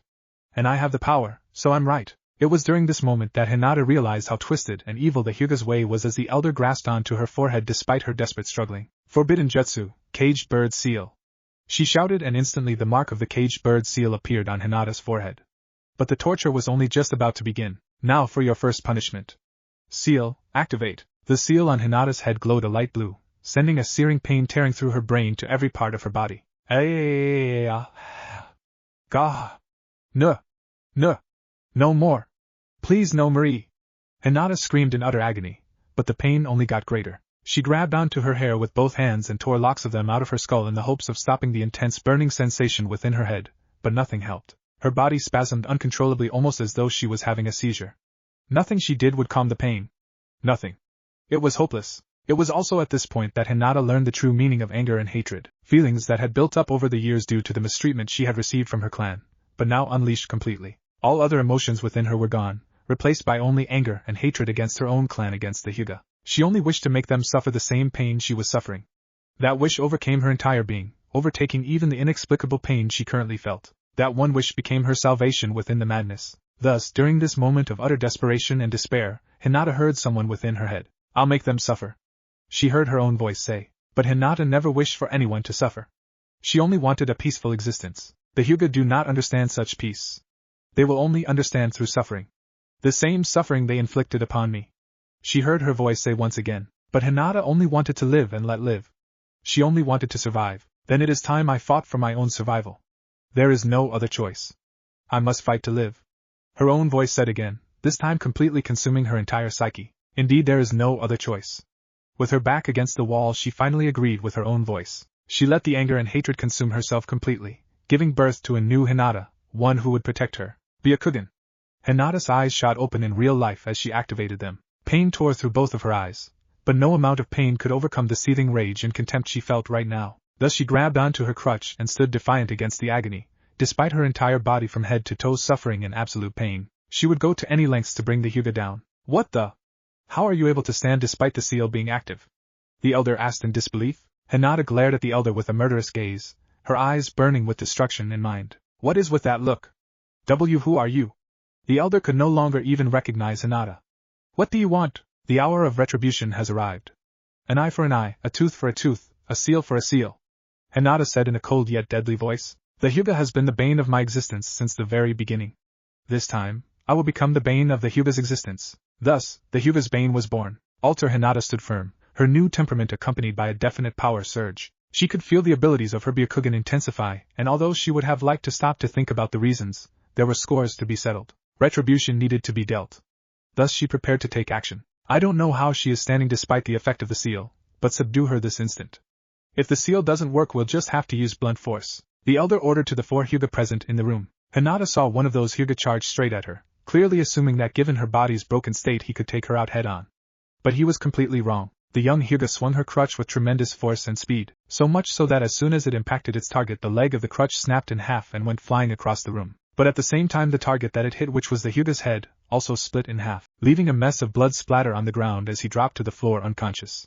Hinata looked up only to find that the second Hyuga had just stopped a few feet from her in shock of what happened to his peer. This opening was all she needed as Hinata took the now broken but sharp edge of her crutch and jabbed it straight into the man's midsection, instantly eliminating him and resulting in a very gory display. Hinata now focused on the 2 remaining men, and for the very first time there was an undeniable look of fear in their eyes. They were afraid of this young girl who the clan had always considered weak. Both of them hesitated to make their moves even though the odds were stacked in their favor. What are you fools doing? Stop her! The elder shouted in anger. That is an order. Disobedience will result in severe punishment. The 2 remaining men were caught between a rock and a hard place, but they also charged forward at the young Hyuga. Hinata's eyes showed her everything. She could see their moves, read them almost like a book, and predict exactly what they were going to do. Therefore she allowed them both to rush to her position, giving them a false sense of advantage. As soon as one of the men was about to land a strike, she sidestepped with her one good leg and slammed down her broken left hand on the back of his head. The cast that covered her hand shattered into pieces, but the impact with the hard material that made up the cast cracked the back of the man's skull, giving him an instant concussion. The impact was so powerful, however, that the recoil from it snapped Hinata's previously cracked lower left hand completely in half, leaving it in a hideously bent angle that no hand should ever be in. But she just grabbed her wrist and with one quick thrust snapped it back into place. The pain was unimaginable, and her left hand now simply dangled from her shoulder immobilized, but she didn't pay it any heed. She had to move on. Hinata saw the last of the 4 Hyuga men approach from behind her, and with one quick spin, she swung her broken leg at him out of the blue, catching him completely off guard and hitting him on his upper left arm. Once again the cast that covered Hinata's leg shattered into pieces, but so did the bones in her opponent's arms, who dropped to the floor screaming in pain. Hinata's own ankle had also shattered from the hit, leaving her with no control over her right leg whatsoever. The pain once again was so great that if she could right now she would tear off her limb from her body to reduce it, but she merely shrugged it off as a small loss to achieve a greater revenge. The elder looked on in disbelief at the bodies that lied on the floor of the dojo. She couldn't believe what the shy and timid Hinata had done. Wasting no time, she ran out of the dojo and into the courtyard, but Hinata wasn't about to let her simply run away. She grabbed the broken crutch she had used earlier to stab her clan member, and extracted it from his body to use as a means of movement, given that 2 of her limbs were no longer functional. Even though she knew that there were many Hyuga waiting for her outside, Hinata still dragged her broken and throbbing body to the door. No matter what obstacle came her way, she would overcome it to make the Hyuga pay. However, As she exited the dojo and stepped into the courtyard, she was met with a barrage of shuriken directed at her from all directions. Hinata barely managed to raise her functioning right hand to protect her face, but the rest of her body acted as a pincushion as a large number of shuriken dug into her skin. Avoiding the attack was not an option in her current state, so she stood her ground and absorbed it all with every ounce of willpower she could muster. She refused to go down. Despite the weight of the metal weighing her down, Hinata removed her hand from in front of her face to look at all the Hyuga gathered at the courtyard around the elder, all of them glaring at her as though she were a monster. She simply smiled back at them, ready to pay them back their debts. Hinata threw her crutch aside and spun her body with a tremendous speed and for the very first time performed the Hyuga's signature rotation, the one technique she had so much trouble mastering. A large blue dome formed around her body, sending all the shuriken she had absorbed right back at the Hyuga. Some of them managed to evade, but the blinding speed of the shuriken made it very difficult for many to even properly see the projectiles coming, so they staggered backwards from the hard impact. However, the number of shuriken was nowhere near enough to bring them all down, and more Hyuga started to arrive at the scene of the commotion. Hinata was surrounded, completely outnumbered and overpowered. All the damage she had received thus far was finally starting to get to her, causing Hinata to drop face first onto the ground. She was a bloody mess, and even trying to move a finger resulted in unimaginable agony. But worst of all, as Hinata tried to look up at the rest of her clan members, her worst fears were becoming a reality. Hinata's vision was slowly fading away. It would appear that she had overexerted her eyes to the point of no return. With each passing second, her vision started to become darker and hazier until eventually she could only see a small slither of washed-out light. But even that light was disappearing. Even though her will to keep fighting could not be broken, the reality of the situation was starting to dawn on Hinata. Her body simply could not keep up. No matter how hard she may try, this was her limit. The challenge she faced seemed truly insurmountable. Those thoughts hurt her inside more than any pain she had suffered thus far. With her body broken, her vision completely fading into completely darkness and consciousness teetering at the very edge, there was only one last thought that crossed her mind. A wish she made with all her being right now. If only I had more power. What Hinata did not expect, however, was to hear a reply to her wish. If it is power you seek, then you already possess it. A man's voice answered back within her mind. What's this voice? The young Hyuga asked back in shock, not expecting this whatsoever. Who are you? Who I am is not of importance because by the time you hear this message, I'm already long dead. All that is left is my will, since you have inherited it. As such, think of this as an interactive message, one that I've left behind for those who have inherited my will. The man explained in a calm tone. Hinata started laughing pitifully at herself in response. So this is what it has come down to. I'm in such a sad state that I'm now hearing voices of the dead in my mind. I guess this truly is the end of the line for me, and what a miserable way to go. I understand your skepticism in regards to the validity of this message, but I would urge you not to distrust its legitimacy until you've heard it in its entirety. The man requested very politely. Then at least give me a vague idea of your identity so that you're not just some disembodied voice in my head and I can stop questioning my sanity. Very well, I shall entertain that request of yours. Thank you, you crazy disembodied voice in my head. Even that boy addressed me by the same name when I talked to him. It's rather degrading. So I would prefer if you didn't refer to me as such, and I would prefer if you actually told me who you are. Hinata now started to get angry at their exchange. Geez. Take a chill pill, bro. The voice in her head suddenly became a lot less dignified. I'm not your bro, and I think your true personality is leaking through. Hinata replied somewhat skeptically. Ahem. I sincerely apologize for that outburst. The man's voice coughed and returned back to its usual self. Now, to answer your question, I used to have many names, but simply put I was a Hyuga just like yourself an incredibly long time ago, decades, centuries, eras. So long in fact that I could not even tell you the time anymore. The only caveat being that I was somewhat special due to my lineage. You lived that long back? Hinata was once again surprised by what she heard. But then why did you leave me a message, and why are you communicating it now of all times? Those are very good questions. The reason why you in particular are hearing this message is because you have fulfilled the criteria to awaken the powers that I once wielded, and as such you also have the potential to fulfill my will. This is due to the fact that you are a descendant of mine, so that means you are my ancestor from a long time ago? Hinata asked back curiously. Indeed, that is true, he replied. There have been a handful of Hyuga before you who were also of my lineage that awakened my powers, all of whom faced similar struggles with the Hyuga clan just as you have, but none of them achieved the pinnacle of my eyes' abilities, which are necessary to bring about a change. With you, however, I surmise that the story may be different. Why is that the case? Hinata was now very curious. This is because after centuries, for the very first time both of my descendants have decided to collaborate. You are but one of my descendants. There is one other who is a member of a clan other than the Hyuga, and despite the animosities shared between the clans, the two of you were able to form a bond unlike anyone from either clan has ever done before since my time, one that has the ability to bring about great change. Who is this person? Hinata didn't quite realize exactly who her ancestor was referring to. Worry not. I believe that over time the two of you will meet again, And when your paths cross, true power will awaken, one that may break new grounds, the ancestor said with the slightest hint of a smile evident in his tone. He has helped you once before and he will do it again, because after all, his role is that of the hero and he has already awakened to that potential during your previous encounter. As for you, this challenge you face against your clan is one that you must overcome yourself, with your own power. But to use that power you will need to become a traitor in the eyes of your own clan. I wonder if you are prepared for this. Hinata started laughing in response to the final query. A traitor?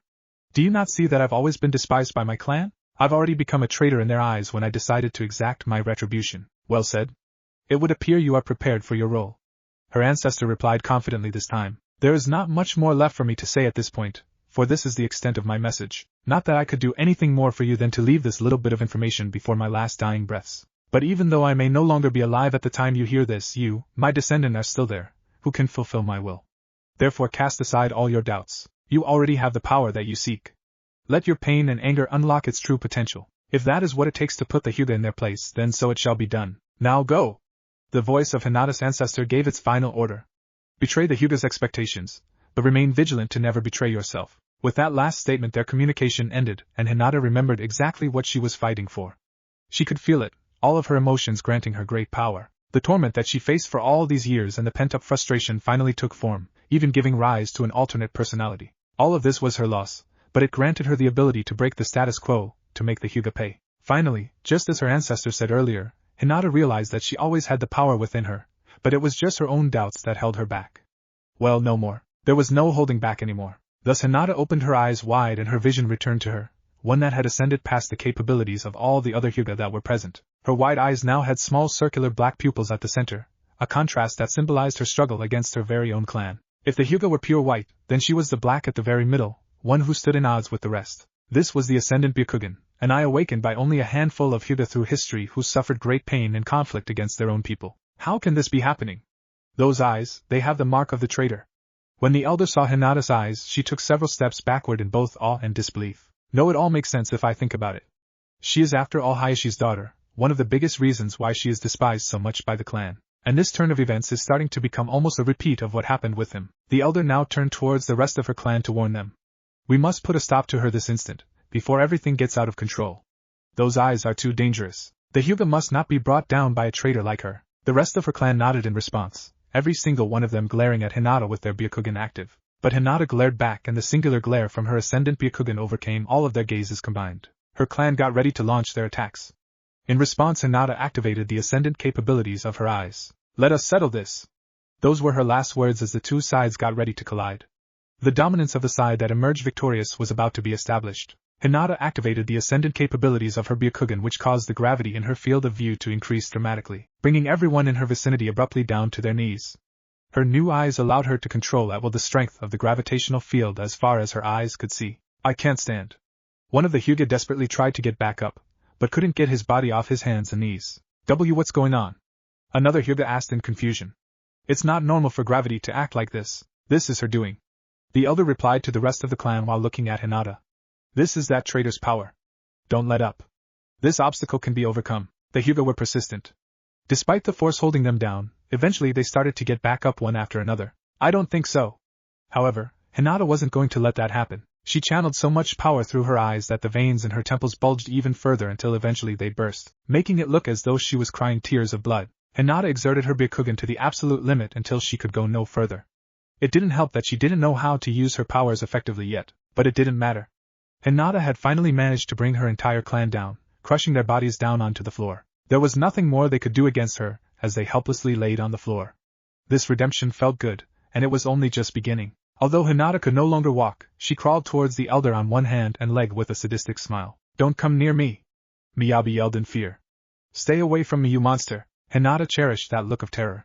She moved forward like a predator approaching its helpless prey until eventually she got to her target. Hinata climbed on top of the elder, making sure to keep her locked in place. Blood from all over Hinata's body dripped onto the elder's white clothes, staining it red, but her smile only grew wider. I've got you right where I want you now. There's nowhere to run, and she was absolutely right. Her target came to that stark realization as well, knowing that her well-being was in great danger. Let me go. Miyabi stuttered out anxiously. Hinata, however, was unsatisfied. Is that how you make a request? Please let me go. Miyabi said in a much warmer and apologetic tone this time. Hinata was still unsatisfied. I don't think you're in any position to be making requests. How about you ask for forgiveness? Maybe then I'll reconsider. Miyabi was shocked. Her ego would never allow her to do that. What's the matter? Hinata asked as she grabbed onto the elder's throat with one hand. You want your freedom? Then ask for forgiveness for everything you've done to me. Feeling highly vulnerable and with no other choices left, Miyabi swallowed her pride before uttering the words, forgive me, not good enough. Hinata replied while firming her grip around her throat. Beg for forgiveness. Now the elder was really starting to get scared as Hinata's grasp was becoming increasingly painful. She hopelessly tried to escape but there was nowhere to run, so she had no choice but to beg. I'm sorry for what I've done. I'm begging you, please forgive me. You mean forgive me, Hinata-sama, right? Hinata intensified her grip so much that the elder's face was now starting to go pale. Please forgive me, Hinata-sama. I'm begging you. I'm sorry. I'm sorry, she said in despair, finding it difficult to breathe. Hinata only increased the force even further. Show us some mercy. Miyabi cried out in utter desperation. Please. Hinata stopped, allowing the elder to gasp for breath. Miyabi was relieved, feeling safe. But she was so very wrong. Mercy. Hinata uttered that word in a cynical tone. Did you show me any mercy when I asked for it? Did you grant me mercy? Fear returned to the elder's face from that last question, and she had no reply. You've made me miserable, and as they say, misery loves company. Hinata's angry expression now turned vicious. Trash like you deserves no mercy. No, please don't. This is not right. The elder shouted in horror when she saw what the young Hyuga was about to do. Wasn't it you who said that those who have power are the ones who are right? So now that I have the power, I'm the one who's right. Hinata pushed her hand on to the elder's forehead and screamed, Forbidden Jutsu, Caged Bird SEA-. Just before she could cast the seal onto the elder, someone grabbed Hinata and pulled her away from her prey. The sudden movement rattled Hinata's broken body and was enough to disorient her given that she had already pushed herself well beyond any conceivable limit. How can you move inside my eye's field of view? Hinata asked, trying her best to refocus her vision and regain her bearings. There should have been no one who could overcome the immense gravitational pull caused by her eyes. You finally applied the seal on her, didn't you? Despite all my warnings. Despite all my requests. You and the rest of the clan just could not get over the past, Hayashi said to Miyabi in both a sad and disappointed tone. You expect us to accept that child after all that you did? Miyabi asked Hayashi in response. In the end both you and your child are the same. You're both traitors. I'm sorry, Hinata. I'll remove this abomination. Although normally only the sealer can remove the caged bird seal, I'm able to do so freely. Hayashi replied and made the required hand signs to erase the seal on his daughter's forehead. Not that this seal would be able to stop you anyway now that you've awakened to this power. Hinata felt the difference in her father's voice. He seemed sad unlike his usual stoic self, almost as though he had been emotionally wounded, so she opened her eyes and focused her vision on his face above her. What she saw shocked her. Hayashi was crying. This was the first time Hinata had ever seen her father cry. But what shocked her even more was the fact that Hayashi's eyes right now were the same as hers with small black pupils at the center. You have those eyes too? How? Hinata asked in disbelief. At least now she knew why her father was able to move despite her gravity-binding technique. I should have told you about this a long time ago, the real reason as to why the Hyuga dislike you so much, but I had hoped the situation would get better. It seems to have taken the turn for the worst. Hayashi recalled the memories of his own younger days. You see, Hinata, a long time ago I also brought the Hyuga down to their knees just like you have done today. In a sense these events that happened today are almost a repeat from back then. I betrayed my own clan, stabbed them in the back in cold blood and in doing so awakened the Ascendant Byakugan. You are a relic of those events. You are living proof of my treachery. After all, you are the manifestation of my love for your mother, the person for whom I betrayed the Hyuga clan. If you have these eyes then you must understand my pain. Hinata replied in both disappointment and sorrow. Then why? Why didn't you save me? Hayashi could only hang his head in disgrace. I forced the Hyuga to accept your mother and me as their leader using the power of my eyes, despite having betrayed them, and knowing that they hated me for it. I should have done the same in your case, making them accept you forcefully, but somewhere within I felt guilty for what I did to my own clan. I wished the clan would accept you and everything would go back to normal. But I was clearly wrong. This is a result of my regrets. In the end I failed not only as your father, but also as a traitor. I can only ask for your forgiveness, but that doesn't mean anything at this point. You've already awakened those eyes, which I feared would happen if the clan pushed you too far. I warned them, but it's already too late. These eyes, what are they? Hinata asked her father. Why do the rest of the Hyuga hate them so much, going so far as to calling me a traitor? It is a long story but simply put, over many generations of our clan those eyes manifested within a very select few Hyuga, all of whom betrayed their clan in some shape or form. They all faced great pain and suffering with their own people, which awakened those eyes. Hayashi explained. In reality legends say that the Ascendant Byakugan was first wielded by a Hyuga now known as the traitor. He used the power of those eyes to oppress the rest of his clan. One form of that oppression is the caged bird seal, which he created to torture the other members of his clan, something that still exists to this day. Because of this, the Hyuga despised that man and called his eyes, the ascendant Byakugan, the mark of the traitor. Since you have that mark, you are a descendant of that man, hence being labeled a traitor as well. In fact, it is because you awakened to his powers that the caged bird seal didn't quite work on you, since that technique was created by your ancestor. I also have full control over that seal because of the same reason. There was little doubt in Hinata's mind that the man who spoke to her earlier was the same man her father was referring to. Although there were now many questions, she wondered if that man wasn't as benevolent as she initially thought him to be, having a darker hidden agenda. I'm sorry, my child. I truly am. Hayashi sincerely apologized to his daughter, not even able to look her in the eyes. Now that you have the power of those eyes, there is no one within the Hyuga clan who can stand up to you apart from me. But I'll never do so. That is my recompense, therefore you're free to do with this clan as you wish. Your will shall be absolute. And that will be the Hyuga clan's recompense. Destroy it or prosper at your choice. Hinata grinned after hearing those words. In that case I'll destroy it. But almost immediately Hinata's expression changed into one that showed a lot of concern and compassion. No, I want the clan to prosper. That was the first time Hayashi saw the two distinct personalities of his daughter. Two personalities that held very different viewpoints, locked in a stalemate of cognitive dissonance. Flashback and present day. Thus Hinata finished recalling the memories of her scarred childhood as she and Naruto walked through the rather spacious garden of the Uzumaki clan. I see Naruto made his first comment in a while after having listened intently to Hinata's story. It seems a lot has happened since we met.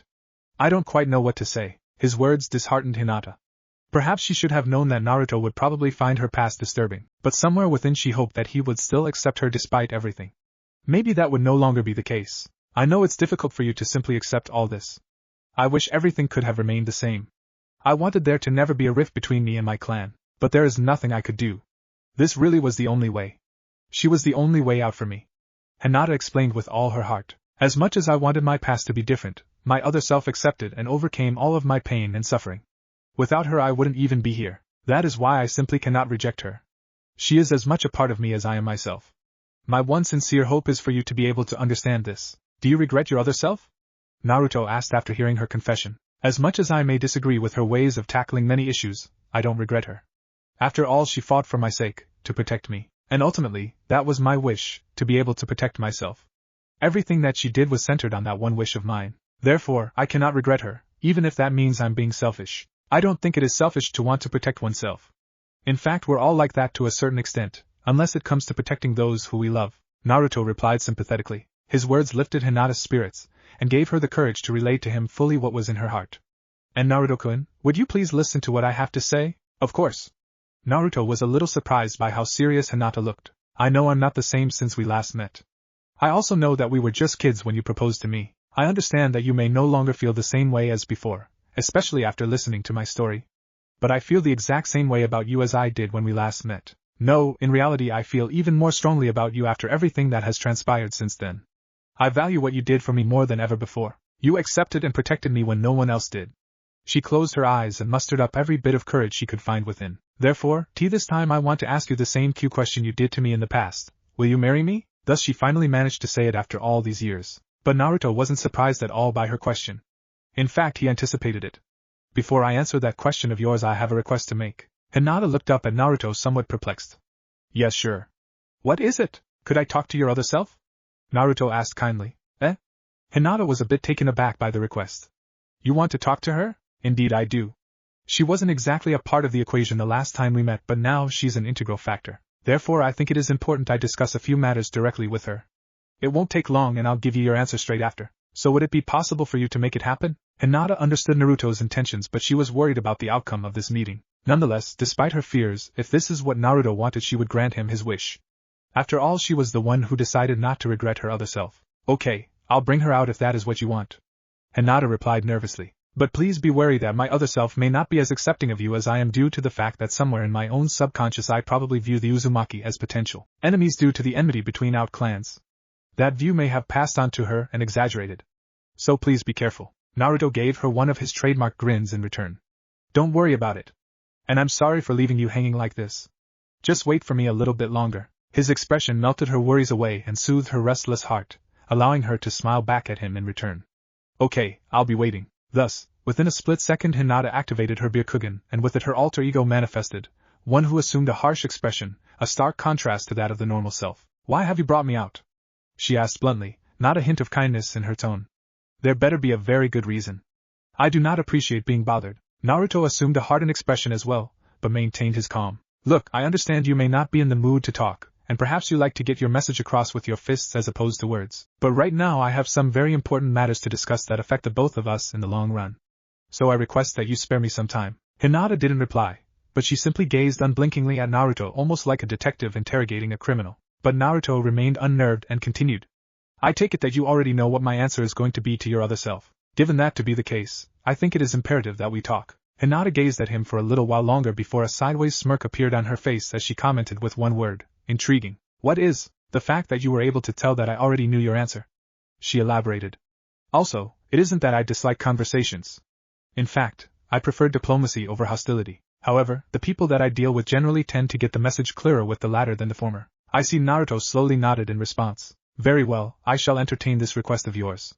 Hinata replied, showing a sign of interest for the very first time. "Let us converse, Uzumaki Naruto. I shall judge you based on what you speak. Therefore, pick your words wisely." Naruto and Hinata stood face to face with a small distance separating them. Hinata fidgeted around nervously in anticipation, while pressing together her index fingers. "Naruto-kun, your answer?" she asked, not being able to meet his gaze directly even though she knew he was looking at her right now. It was finally time for Naruto to give his reply to Hinata's earlier question about whether or not he would accept her marriage proposal. "What do you think my answer will be?" Naruto asked back. Please don't tease me. My heart can't take much more of this waiting." She barely managed to reply, her voice almost giving out. "Come on, I want you to take a wild guess." Naruto insisted. Hinata had no choice at this point. She conjured up the courage to state the aspiration that she held within. "I hope your answer is ye." "No." Naruto cut her off with a simple one-word reply to her proposal, and that one simple word started to crumble Hinata's entire world into pieces as she looked up at Naruto in utter shock. Hinata was hoping that she had heard him wrong and that he would give her the reply she so desperately sought. "There is absolutely no way I would ever marry you." Naruto's words shattered Hinata's world into further pieces. She wanted to say something, but words would not come out of her vocal cord. Never in her life had she ever had trouble speaking before. She mustered up all her strength, however, to ask him one single question. "Why?" Naruto only smirked cynically at the inquiry. "Why? Seriously, you just asked me why? I mean, look at you. You're crazy. You have two different personalities that are literally in opposition with one another. Who the heck has that? You must have some serious mental defects to have even developed such a condition. I would have to be out of my mind to involve myself with a lunatic such as yourself for the rest of my life." His reply felt like a knife that was jabbed further into her heart with every word. Hinata's mind was in disarray unlike ever before. Her hopes and dreams were being shattered into countless pieces by the second. "Be but our promise." Naruto now laughed in her face. "I made that promise to you when I was a little kid. I didn't know any better back then, and I certainly didn't know you'd turn out to be a psychopath who takes pleasure in hurting her own clan. If I had known, I wouldn't even have bothered saving you. Your clan hates you. I hate you. Everyone hates you. It'd be better for all of us if you didn't exist in our lives." His words hurt more than any pain Hinata had ever endured. The one person who she saw as her beacon of hope since childhood not only rejected her, but vehemently hated her. She didn't know what to do any more other than cry. She could no longer hold the tears in. Thus her eyes started to get watery. Please tell me this is not true, that all of this is just a nightmare," Hinata said in vain, but Naruto decided to put the nail in the coffin. "Get this through your delusional head. I wouldn't even touch you with a 10-foot pole 'cause you nasty girl, you nasty." That was all Hinata could take, and it was the point she finally broke. Amidst the anarchy within her mind, Hinata's other self pushed to the forefront of her psyche, activating the Byakugan and manifesting in the real world. Even though the leftover tears still rolled down her eyes, Hinata glared death into the Uzumaki with her Byakugan. You could have let her down gently. You could have just said no and moved on. But you had to shatter her heart into pieces. The mental pain and torment you've put her through is unlike anything she has ever faced before. For that you'll pay the price. Hinata now exuded a murderous aura as she got ready to take action against Naruto with extreme prejudice. "You don't want to marry her, that's fine. I'll make sure that you can never marry anyone else either. I'm gonna chop your balls clean off." True to her words, Hinata went straight for Naruto's testicles in an attempt to castrate him. He barely managed to jump away, saving his manhood in the process. But it had begun. The scions of the Uzumaki and Hyuga clans now stood against one another. This presented the perfect opportunity for the rest of their clans to join in as an all-out war broke out between them, resulting in the ultimate annihilation of both clans. Thus this grim day where Naruto rejected Hinata and got his balls chopped off as recompense became known across the ninja world as April Fool's Day. Naruto led Hinata through the massive garden until eventually they reached a small circular table with 2 chairs on opposite sides and a massive umbrella providing a nice shade. This was an ideal spot during the day for anyone to relax and enjoy the scenic view of the nearly countless variety of flowers that grew within the well-maintained garden of the Uzumaki clan. Naruto pulled one of the chairs for Hinata, letting her take a seat before he himself sat opposite to her. I appreciate it. Hinata told Naruto after sitting down. It is my pleasure. Naruto replied with a smile. He then focused his attention on the contents of the table, an expensive-looking teapot and 2 teacups set in front of them. Perfect. It seems they left this here right on time just as I told them to. Before it gets cold, would you care to have some green tea? Thoughtful. Hinata commented with one word after hearing about Naruto's preparations. I shall take you up on that offer. She took a sip of the lukewarm tea and instantly a warm refreshing taste overcame her entire mouth, one that she could not quite describe with words. This is really good. Our clan grows their own tea leaves and prepares them by hand. So it tastes very authentic. Naruto explained. The tea you just drank was prepared with leaves that I grew and prepared myself. Growing plants and gardening is a bit of a hobby of mine. Perhaps not the manliest of hobbies though. Given the outcome, I think it is admirable. Hinata complimented. Also, I actually went to prepare this pot of tea before I came to the garden earlier to meet you. Naruto added shyly, but Hinata had a look of confusion on her face. Why did you bother going through that trouble? I'm sure you have other clan members who would have made some tea for their heir if you would have asked. Yes, they would have done so gladly, but Naruto felt a bit embarrassed to spell the whole thing out, but he had no choice. I wanted to impress you. I don't understand. Why would he want to impress a Hyuga like myself, one of the Uzumaki's sworn enemies? Hinata thought in her mind, finding Naruto's actions truly perplexing. The concept of romance flew about 50 feet past her head as she was even more oblivious about the matter than Naruto himself. Well, you can color me impressed. This may very well be the best tea I've ever had. She told him how she felt genuinely. Thanks. Naruto scratched the back of his head, feeling both joy and a bit of embarrassment. Hinata's compliment meant a lot to him. There should be some sweets here as well, he said while lifting the lid off of a plate, revealing a collection of cinnamon buns. Oh wait, these are the ones I bought yesterday. I don't know why they decided to serve these, but I'll bring back something more fresh. No! Hinata nearly shouted out in response, stunning Naruto to a halt. That won't be necessary. She grabbed the plate from Naruto's hand and set it back down on the table. Her eyes and mouth both started to water while looking at the heavenly sweets that were cinnamon buns. Oh, how she loved those things. If given the opportunity, she would eat every single cinnamon bun in the world. The way she eyed those buns almost looked borderline scary to Naruto, like some predator stalking its prey, about to violate it in an unspeakable manner. Before long she grabbed one of the buns with both hands and started to nibble at it like a little rabbit, making sure not to finish it too quickly. Suddenly her previously scary expression changed into an extremely cute one as she savored her favorite food ever so gently. To Naruto's surprise, he saw Hinata smile happily for the very first time while eating the cinnamon bun in her hands. So you can smile like that after all? Naruto commented after seeing even this vicious version of Hinata put on such a happy expression. Being able to smile is a basic human capability. So yes, I can smile, she said in a matter-of-fact kind of way before going back to nibbling her food. That's true, but I meant never mind. He gave up and instead decided to watch her eat those cinnamon buns with great enthusiasm. The sight was so heartwarming that he could stare at her all day without getting bored. Having finished eating her favorite food, Hinata once again assumed a serious expression while sipping on some tea. So, what did you want to talk about? I heard everything from your other self of how you came to be. So I wanted to talk to you a little bit about your past and how it affects us. Hinata eyed him in a stoic manner. You aren't going to lecture me about my ways of handling the Hyuga, are you? Not at all. Naruto quickly rejected the idea. In fact, given what you have done, I think you are quite hot. That last comment caused Hinata to spit out a mouthful of tea on the ground in shock. Are you okay? Naruto asked out of concern, getting ready to take action if necessary. Yes, I'm fine, she replied while regaining her posture. But what are you saying? I mean, I admire the fact that your will was unbroken despite all the torment you suffered in the hands of your own clan. If it was anyone else, they probably would have given up a long time ago.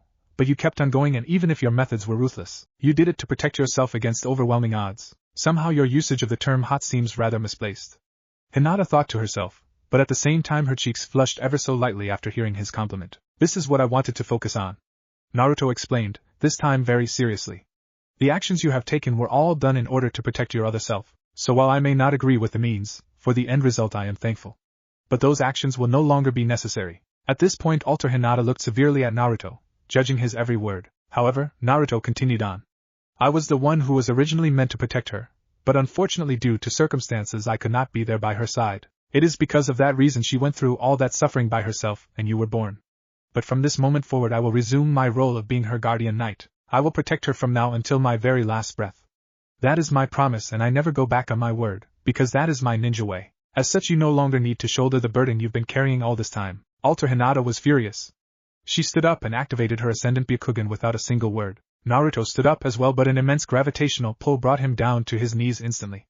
However, he knew that this was not the moment to yield. He would have to prove to Hinata that his resolve was absolute. Thus, on cue, Naruto's eyes started to change as well. His irises became yellow in color, and his pupils changed shape into black horizontal bars while a dark red color surrounded his eyes. Naruto had just entered Sage mode by absorbing nature's energy and mixing it with his own physical energy. In this new form he was able to stand back up and confront the Hyuga in front of him. Hinata was the one who was now feeling the strain. It was almost as though the atmospheric pressure had increased manifold, the weight of the air crushing down on her from above. As far as she could tell, Naruto didn't even do anything, yet it was as if nature was acting in tandem for him. Just his presence alone is causing me this much trouble to even stay standing. So this is the power of a sage. She thought within her mind. No, a sage alone does not have this kind of overwhelming presence.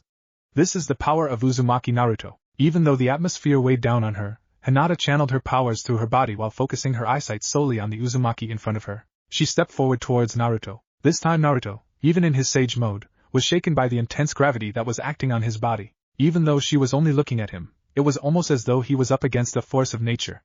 Despite this, he braced himself and stepped forward towards Hinata. Thus the two of them now stood face to face, their bodies inches apart from one another, unyielding in their own positions even though they both struggled against each other. Neither of them realized this since they focused solely on one another. But the weather had become violent, and the earth was starting to shake by the second due to their confrontation. It was a stalemate neither of them had ever faced before. You're the one, Hinata said with an unflinching gaze. You're the other descendant that man mentioned. I can tell clearly while looking at you with these eyes. You got his message already? Naruto asked Hinata curiously. Yes, but does that mean you received it too? Hinata asked, not quite understanding that man's affiliation. What did he say his identity was to you? I received a message from him when the two of us met as children in which he urged me to protect you with the strength I had inherited. Although he kept his identity rather vague, I did my research looking through my clan's history and I think I found out who he was. Naruto started to explain. A long time ago there was an Uzumaki who was thought to be the greatest leader of this clan.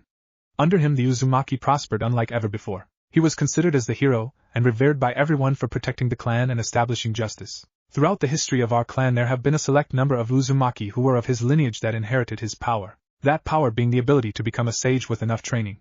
As such, given that I'm a sage, I am a descendant of the hero. When his will spoke to me as a child, he told me that you were also a descendant of his and it was my job to protect you. That being said, I'm still not clear as to how a Hyuga could also be his descendant given that he was born of an Uzumaki. He said the same about you and I've also had the same question.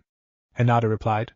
But I don't really trust that man since to the Hyuga clan he was simply a traitor. Naruto was confused by that accusation. The difference in his reputation between the two clans was drastic even though he was allegedly the same person. He did say something else that I think is important. Naruto continued. He mentioned some kind of true power awakening when my and your paths finally crossed, and that we would need that power to overcome some kind of evil. He said a similar thing to me as well, although it makes little sense. Nonetheless, there are more important matters at hand right now that I want to address. Hinata replied as she turned away from Naruto and walked a few steps away. She seemed to have made up her mind. Uzumaki Naruto, you have proven your strength. I will acknowledge it, and thus I have no reason to stand in the way of this marriage, especially given the feelings my true self harbors towards you. I wish for her to be happy and safe, because ultimately those were the reasons why I came to be. I believe you're the one who will make her the happiest and keep her safest. After that, what I feel is irrelevant. Just make sure to keep your promise of protecting her to the very end. I will. Naruto gave a simple but strong reply. Then I wish the two of you the best. Cherish her, Uzumaki Naruto, because unlike me who has been tainted by the atrocities of this world, she is still kind and innocent. I will accept all the pain and hatred of this world so that she may remain as such. No, I will do something about your pain and hatred as well one day. Naruto gave her a resolute answer. After all, you are also Hyuga Hinata. Even though Naruto could not see it since her back was turned to him, Hinata smiled after hearing his words. You truly are intriguing, Uzumaki Naruto. I look forward to the next time our paths cross again. For now, I bid you farewell. Thus with that last statement, Hinata deactivated her Byakugan completely, giving back control over to original Hinata. Did everything go well? Hinata asked in her usual meek tone even though she had the memories of her other self. Naruto also deactivated his sage mode and gave Hinata an empathetic thumbs up with a large grin across his face. Yep, everything went perfect. It was at this point Hinata noticed something on the table in front of her. Upon closer inspection she found small crumbs of cinnamon buns left over on a plate, and instantly her eyes puffed up and became watery. She ate all the cinnamon buns. That's cruel. Hinata cried in sorrow. I wanted some so bad. Of all the things that happened between the two of us, this is what you focus on. Naruto's sweat dropped after seeing Hinata's response. In any case, once we're married, I'll buy you as many of those as you like. You will? Think why Hinata stopped mid-sentence, and her eyes widened at the same time. What did you just say? I'll buy you as many cinnamon buns as your heart desires. Naruto replied happily. Before that? Hinata asked unusually forcefully. Naruto had to look away for a moment, a small blush creeping up on his cheeks.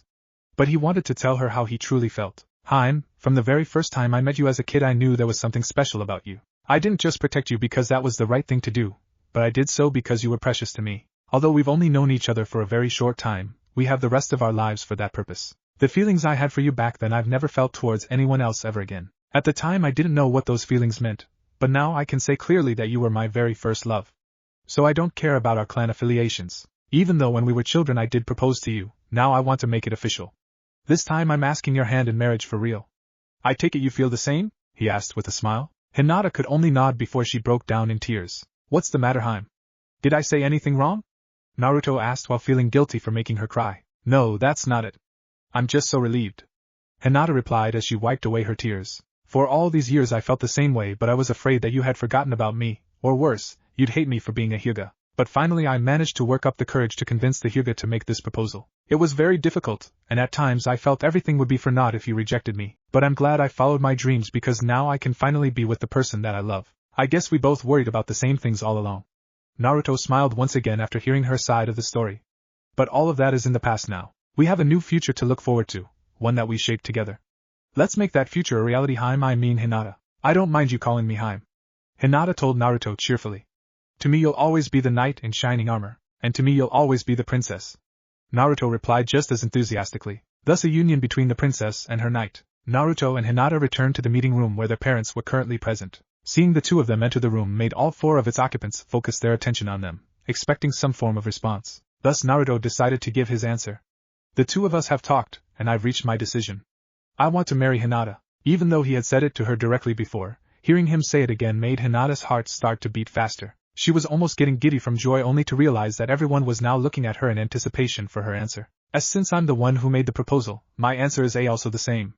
Of course I will marry Naruto-kun. Hearing their responses, Hinata's mother started to clap cheerfully.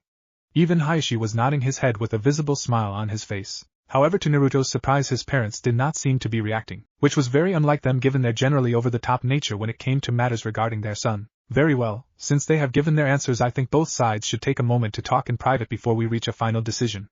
Minato suggested to the Hyuga. We will leave you here to converse. The three of us will return shortly. Without any words, both Minato and Kushina exited the room, making Naruto follow in their trail. They kept walking through the hallway without any words, which left their son in a state of confusion. Naruto thought that they would have been happier after hearing his reply, given that they were the ones who initially wanted this marriage to happen. He didn't understand what was going on. Eventually the three reached the clan leader's office, and once they entered, Minato shut the door behind them. Son, we need to talk, he said in a grim tone. What's the matter, Mom, Dad? Naruto inquired his parents. Why did we need this extra time to talk? I imagined you would have shown your support for this marriage once I said yes, given how much you wanted it to happen. Naruto, we don't think this marriage is a good idea. Kushina replied with a very serious look on her face. Naruto was shocked to hear his parents' words. What do you mean? It is as your mother just said.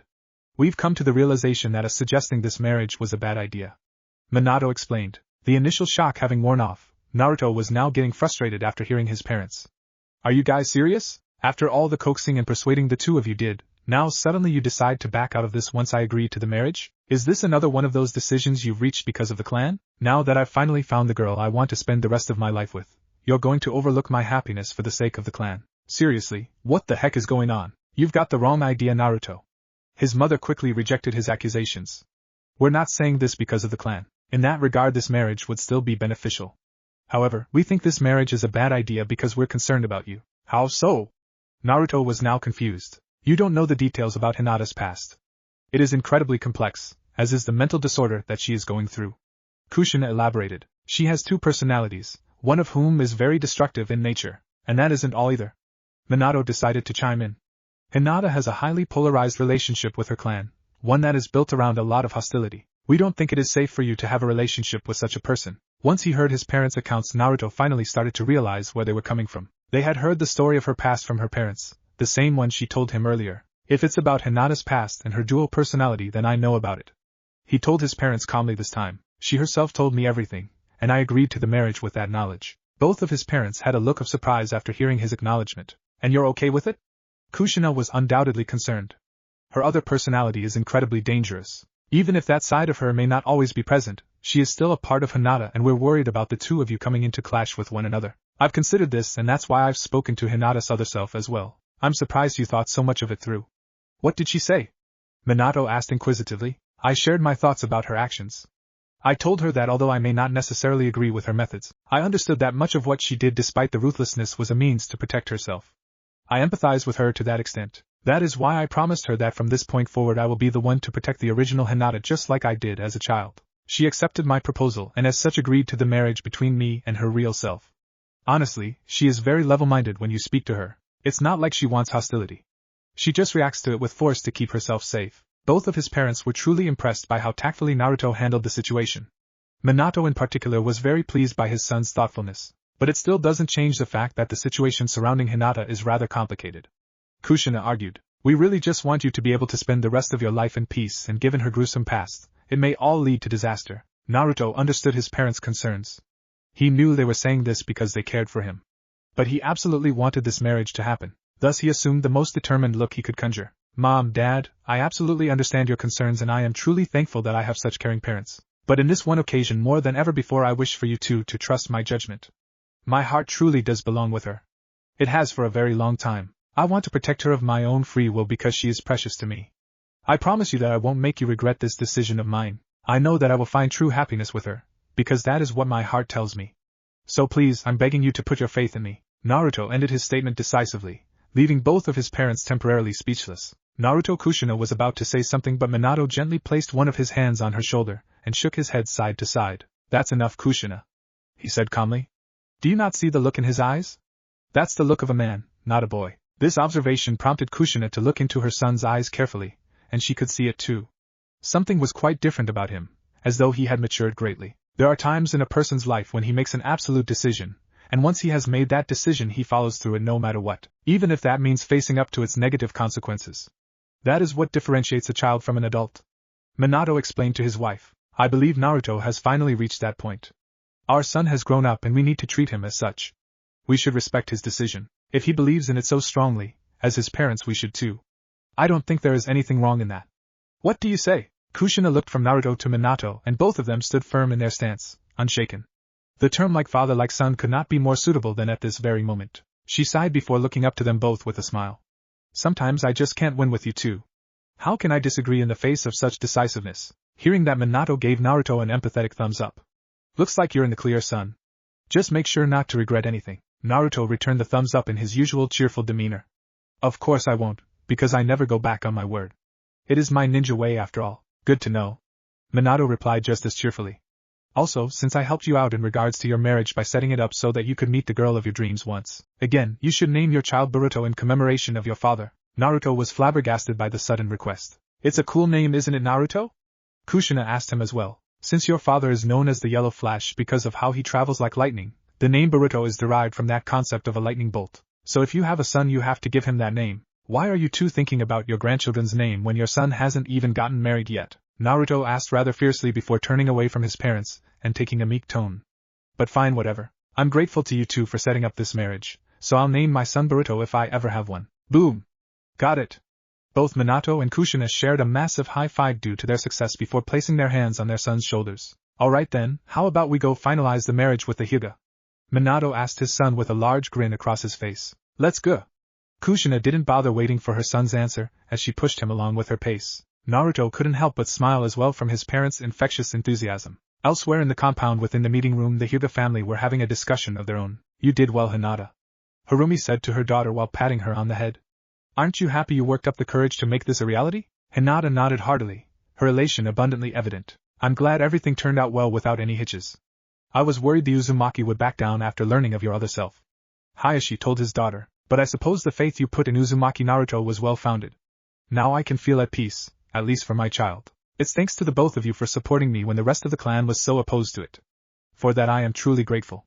Thank you, Okasama. We're glad that you're happy. Harumi hugged her daughter out of joy. Oh, and you do remember our little deal, right? One that we agreed upon if this marriage went through? Hinata blushed strongly as she nodded back at her parents. Harumi giggled as she lightly pinched her child's adorable cheeks. If you have a daughter, make sure to name her Himawari. I think it would fit perfectly given our names, since Harumi means sunny, Hayashi means daytime and Hinata means towards the sun. What kind of flower blooms towards the sun during a bright sunny day? A sunflower, of course. In other words, Himawari. Isn't it a nice name? Hinata's face was becoming as red as a tomato from hearing her mother talk about her grandchildren. Her and Naruto's children, to be more specific. Just that thought alone was enough to send her innocent mind into disarray. In fact, some of the images that came up in her mind in regards to how these babies would be conceived were a bit too much for her to handle. Hinata's head spun around in both embarrassment and disbelief. Too much. Hayashi told his wife. Yeah, so it seems. Harumi couldn't help but keep on chuckling at her daughter's childlike display. When Hinata came to, she wanted to show her appreciation towards her parents for their support. To give her potential child a name that her parents so carefully selected would be an honor for her. If I have a D-daughter, then I'll happily name her Himawari. She barely managed to utter out before coiling back out of shyness. Thanks. Harumi replied with a smile. Even Hayashi couldn't help but nod his head in agreement. At that point the door to the room opened and the Uzumaki family walked in. So the three of us have talked it through, and we'd be glad for this marriage between Naruto and Hinata to happen. Minato told the Hyuga. What about your side? Verily the three of us have no qualms either. We also would like for this marriage between Naruto and Hinata to take place. Hayashi replied back with certainty. Then it's confirmed. I have but one request. Minato said to the Hyuga. I would like for this marriage to take place tonight. Right now, to be more specific. Both Naruto and Hinata's eyes widened in shock. What are you saying, Dad? Isn't that too quick? What about preparations? Naruto asked his father while his mouth gaped like a fish. Right now members from almost all the major clans of Kirigakure and Uzushiogakure are present at this meeting. Gathering everyone here once again would be a very difficult task. This is literally the perfect timing to hold the marriage. We've already made preparations to accommodate all these people for the entire night, so this marriage should not be an issue. What do you say, Hyuga-san? Minato now diverted his attention to Hayashi and asked of his opinion. I agree with you. Kirigakure and Uzushiogakure are villages in two distant lands. Traveling between them, especially with such large parties, is rather difficult. I would also like for us to take this opportunity to establish this marriage while such a large party is present. It should really solidify the newfound relationship between not only the Uzumaki and Hyuga clans, but also Uzushiogakure and Kirigakure. Are you two okay with this? It is your marriage after all. Hayashi asked both Naruto and Hinata. Yeah, it's fine with me. I was just a bit surprised, that is all. Naruto replied while once again regaining his composure. I'm happy with it too.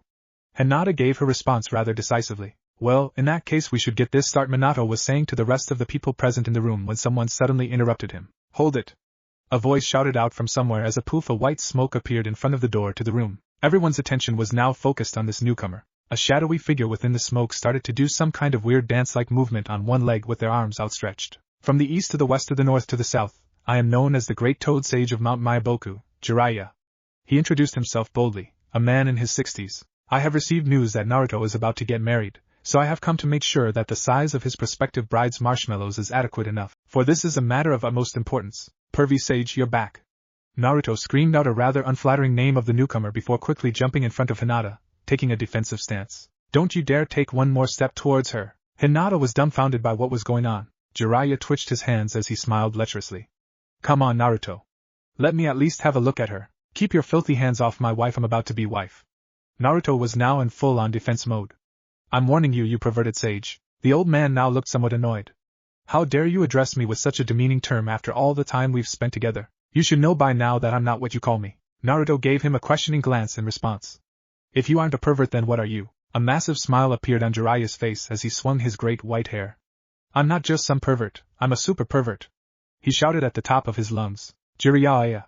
An old lady screamed his name furiously, kicking the door behind him straight at his back, slamming him into the ground. This person had blonde hair and was similar to Jiraiya in age but appeared younger due to a jutsu. Tsunade-ba-chan! Naruto shouted her name as he ran straight into her and engulfed her in a massive hug. You're back as well. I'm so glad. It's been a while since you've been gone. Tsunade patted Naruto's head gently in return, being just as happy to see him. Of course I returned. There's no way I would miss your wedding. Now then, let's cut straight to the chase. I would like to get to know the lucky girl. Jiraiya finally managed to get the door off of him and stand back up. Yeah, I think I'd like to meet her as well, all joking aside. He said seriously this time while rubbing his back, leaving aside his morally ambiguous act. Of course. Let me introduce the two of you to Hinata. Naruto replied happily to two of his dearest people. Jiraiya and Tsunade had been out of Uzushiogakure for an extended period of time given the important roles they needed to fulfill. That is why Naruto was ecstatic to see them return. Hinata, I would like for you to meet my grandparents. Naruto introduced Jiraiya and Tsunade to her for the first time. Despite the initial impressions you may have gotten, they're both very precious to me and I spent a large part of my childhood with the two of them. Kushina decided to explain a little bit more in regards to Naruto's childhood. As a kid he would pester his grandparents to play with him all the time. Since Minato was so busy, he would always get his grandma to spar with him in his father's stead given how strong she is. In that regard he learned much of his taijutsu from her. As for his grandfather, the two of them journeyed across the world for several years when Naruto grew a bit older, and he learned much of his sage arts under his grandfather's tutelage. That is why the two of them are very close to Naruto, just as much as his parents. Hinata realized the importance that these two elderly people held in Naruto's life, and as such she greeted them hastily, not wanting to make a bad first impression. It's very nice to meet you both. You don't have to be so uptight. Tsunade gently told her with a smile. And I'm glad we got to meet as well. The pleasure is all mine. Hinata replied sincerely with all her heart. I hope you will accept me as his wife. Interesting, I had quite a different impression of the Hyuga before, but you seem like a very nice girl, Hinata. Tsunade gently patted her on the head. If Naruto is happy with you, then so am I. You have my support. A marriage between an Uzumaki and a Hyuga I never thought I'd see this day, Jiraiya said once he learned of the arrangements. But perhaps it is a good thing for the clan. Not that I'm the person to give any kind of verdict on the matter. Tsunade seemed irritated by his response. When have you ever cared about anything to do with the Uzumaki clan? I suppose that is true. As long as Naruto's happy with it, I really wouldn't bother thinking too much about the clan. It can become quite a headache if you think too much about it, he replied casually. Tsunade now looked visibly angry at Jiraiya. Now, mother, father, the two of you just returned. Let's not start this again. Minato quickly came in between his parents in an attempt to stop them. I think everything has worked out well in regards to the Uzumaki and Hyuga thus far. Hayashi on the other hand was interested in the identity of Minato's parents. I knew that your mother was Tsunade, one of the greatest medics to have ever lived, and your father was the legendary Toad Sage Jiraiya. As such I would have assumed that he would have been the previous Uzumaki clan leader, but there were no such records. Yes, well that's because my father never did become the clan leader. Minato was a little embarrassed to explain the situation. Hayashi looked back at him questioningly. Jiraiya never could be bothered to take responsibility of the clan as its leader, so he waited long enough until Minato's grandfather could no longer hold that position and then passed that responsibility directly onto Minato at the age of 14. Tsunade explained angrily to the rest. He then ran off to travel the world in order to do some stupid research. The nerve of this man. That's because Minato was a genius from his very childhood, becoming the clan leader at the age of 14, getting married at 18, having his son at 20 and finally taking the position of the Kazekage at only 22, he was beset by one massive responsibility after another. Yet he handled them all with great aplomb. Jiraiya proudly placed his hand on top of his son's head in his own defense. I'm sorry for burdening you with so many of my own duties, Minato. You are as irresponsible as always, father, coming and going as you please, but ultimately I'm still thankful to you for setting me up for whatever success I may have had, Minato replied happily. Thus the two shared a form of appreciation towards each other, one that could only come with age. I was wondering if the legendary Toad Sage Jiraiya is indeed an Uzumaki. Why doesn't he have blonde hair like the rest of the clan? Harumi asked curiously. I used to have blonde hair as well until I got old, at which point all my hair turned white. Jiraiya explained. That's pretty common, right? Oh yes, that's very true. How silly of me to not realize. Perhaps I'm just too used to the idea of an Uzumaki having blonde hair that the thought of old age did not cross me at all. Jiraiya now looked at Hinata for a moment, analyzing something before turning to his grandson and bringing him close so that he could whisper directly into his ears. Let me tell you, that is one fine girl you landed yourself. She might even be Tsunade's legendary levels in certain parts if you know what I mean. You lucky son of a mother duck. What do you mean? Naruto was confused as to what his grandfather was saying. She can become a big-time medic ninja someday? Jiraiya facepalmed, but continued whispering into his grandson's ears. I worry about your upcoming life, Naruto. You are seriously so dense about matters regarding women. I only hope this girl can rectify that issue someday, which even I couldn't teach you about despite our journeys together. Make sure you pay attention to her properly. As much as women carry men's hopes and dreams, they can also be a handful sometimes.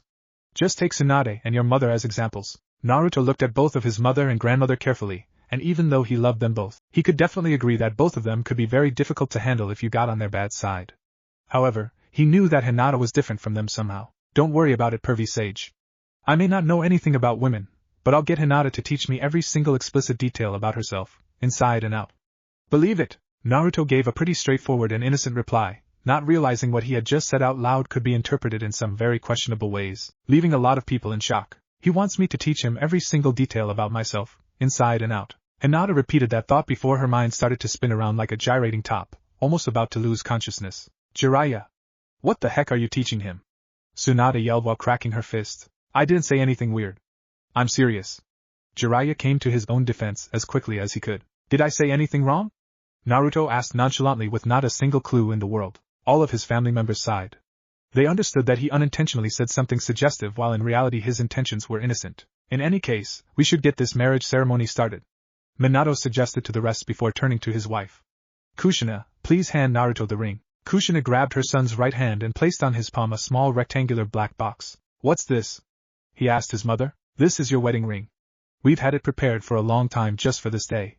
Kushina replied. It is customary within the Uzumaki clan to gift a ring to start the marriage ceremony. It is a symbol that Hinata, as your wife, from this day forward is part of the Uzumaki clan. Naruto opened the box and within it was a ring with an emerald-colored stone that had the Uzumaki clan's symbol engraved on top. The stone was somewhat transparent and looked extremely rare, light refracting within it. He hadn't seen anything quite like it. Nonetheless, Naruto now held the ring within his palm resolutely. If you would, please do the same. Hayashi instructed his wife. Harumi also walked up to Hinata and placed within her hand another small box. This is the marriage ring we've had made for you as well. Once you put it on Naruto, he will also become a part of the Hyuga clan. Hinata opened the box to find a ring with a transparent, aquamarine-colored stone with the Hyuga clan's symbol engraved on top. The light that entered the stone split up into the 7 colors of the rainbow, making for a very mesmerizing sight. She hadn't seen anything quite like it either. Nonetheless, Hinata held the ring within her palm as gently as possible. Both Naruto and Hinata both stepped up towards one another, surrounded by their families. They had a light red tinge to their cheeks, but at the same time both of them felt incredibly happy inside. This happiness was unlike anything either of them had ever felt before. Naruto raised his left towards Hinata and asked for her hand. She obliged and placed her right hand gently on top of his. The warmth from their joined hands marked the first step towards their marriage, as it was the same warmth they hoped to share for the rest of their lives. Naruto inserted the Uzumaki's ring into Hinata's ring finger. Welcome to the Uzumaki clan, Hinata. He greeted her with one of his largest grins. Now it was Hinata's turn as she raised her left hand towards Naruto, and he placed his right hand gently on top of it. Hinata inserted the Hyuga's ring into Naruto's ring finger. Welcome to the Hyuga clan, Naruto-kun. This time she greeted him with one of her most heartfelt smiles. With the exchange complete, both Naruto and Hinata became a part of each other's clans and with them their clans united as well. Their childhood dream was finally coming true. Congratulations! Everyone in the room shouted at once as they clapped happily at the union. Minato and Hayashi both smiled proudly to see their children all grown up while Kushina and Harumi couldn't help but shed tears of joy. Let's go outside to announce this union and complete the marriage ceremony. Minato told the rest, making Naruto, Hinata, Kushina and Harumi exit the room first in order to share the momentous occasion with the rest of their clans and guests. But Minato stayed behind, as did Jiraiya. Hayashi also remained in the room since he had caught Minato's glance towards him just moments earlier. There was something important they needed to discuss. Sorry to keep you here, Hyuga-san. I feel you should know this information that we're going to speak of. Minato now assumed a very serious tone as he shifted his gaze towards Jiraiya. Father, I cannot wait any longer. I need to know. Please tell me what happened during your spying mission in Kumogakure. You went completely dark for a while, and I actually got quite worried. Now you suddenly show up once I sent you a message about Naruto's wedding. What happened? You were spying on Kumogakure in the land of lightning? Hayashi asked inquisitively. Indeed, that's what I've been up to recently. Jiraiya replied. What's up? You look like you have something on your mind. I just found it curious since I've also got a spy stationed in Kumogakure as well. I see. I'm not surprised, especially given the potential threat of Kumogakure right now. That being said, I must ask, is your spy any good? Yes, he is my nephew and one of the Hyuga's most elite fighters. I fully trust him to retrieve some valuable information. Why do you ask? I hope for your sake that your trust is well placed because for the very first time in my life I was caught by the enemy while carrying out my reconnaissance. Jiraiya held his head down in shame. What? Both Minato and Hayashi shouted in unison. How can that be? Hayashi was still in disbelief. You are the Jiraiya, the master of stealth and espionage, the one who could never be captured. How did this happen? The one who caught me was none other than Sasuke Uchiha, the son of the Raikage and the heir to the Uchiha clan of Kumogakure. That child is truly dangerous, his eyes a source of nightmare. I had heard many tales of his horrific eyes while spying in Kumogakure, but one cannot truly understand how deadly they are without facing him. When he caught on to my presence I was forced into combat with him. During that encounter, just for a brief moment I was caught in his eyes genjutsu. Luckily I had the 2 great toad sages in battle with me and they launched a counter genjutsu of their own, which forced Sasuke to break his genjutsu and allowed me the opportunity to make my escape before the situation escalated. But the brief moment I was caught in that Uchiha's genjutsu left me shaken for weeks, which is why I went dark. In fact, I still have nightmares of that terrifying experience. I don't know if I'll ever fully recover from it.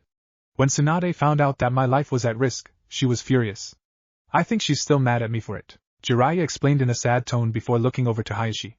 That is why I hope for your nephew's sake that he is as good as you say he is, otherwise you may have just sent him to his final mission. Jiraiya's words sent a chill up Hayashi's spine.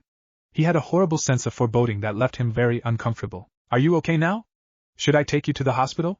Minato asked, showing tremendous concern towards his father. I'm truly sorry for asking you to go to Uzumaki despite how dangerous that place is. I'm just fine. Jiraiya shrugged off his son's concern like it was nothing. Plus I chose to go there myself and I came back in one piece, so it's all good. But Minato was about to say something but Jiraiya cut him off. No buts. Everything's fine. That being said, there is a lot we need to discuss about what I found in Uzumaki. We need more time. Minato nodded. It was my initial plan to sit down with all the other clan leaders later on tonight to talk about Uzushiogakure and Kirigakure's alliance. I think we can discuss it after that. We have the whole night for that matter. Sounds good. Jiraiya nodded.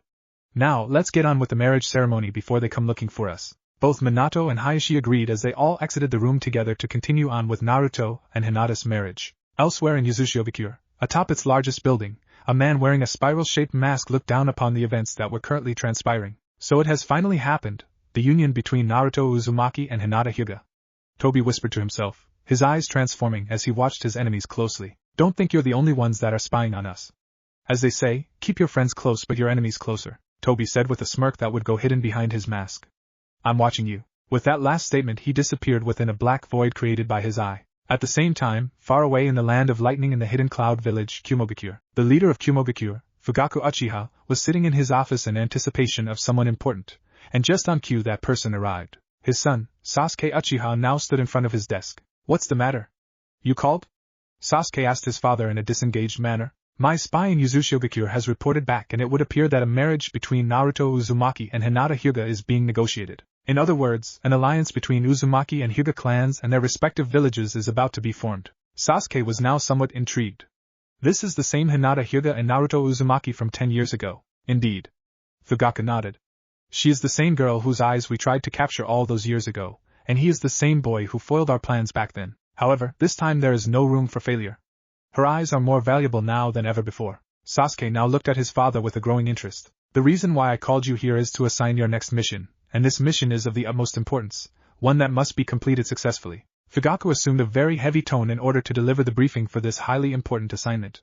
Your task is to capture Hinata Hyuga and extract her ascendant Byakugan. I'm allocating this mission in S rank. In other words, we're expecting a large-scale conflict to break out in the wake of this mission's completion. But given our ulterior motives, such an outcome is inevitable regardless. Therefore, use any means necessary. All resources are open for use under your discretion. Success is an absolute must. Achieve it, and we will have the upper hand from the very beginning. I believe you of all people will be able to get it done, for you are arguably the strongest shinobi under my command. Hence I've chosen you for this critical mission. Sasuke had a very slight but noticeable smile on his face. Finally, perhaps a mission worthy of my time. I shall get it done. I know you will. But remember that Naruto Uzumaki will once again be the largest obstacle in our path, even more so now than he was before. He will do his very best to protect his wife. Therefore, do be prepared to deal with him as well besides your direct target.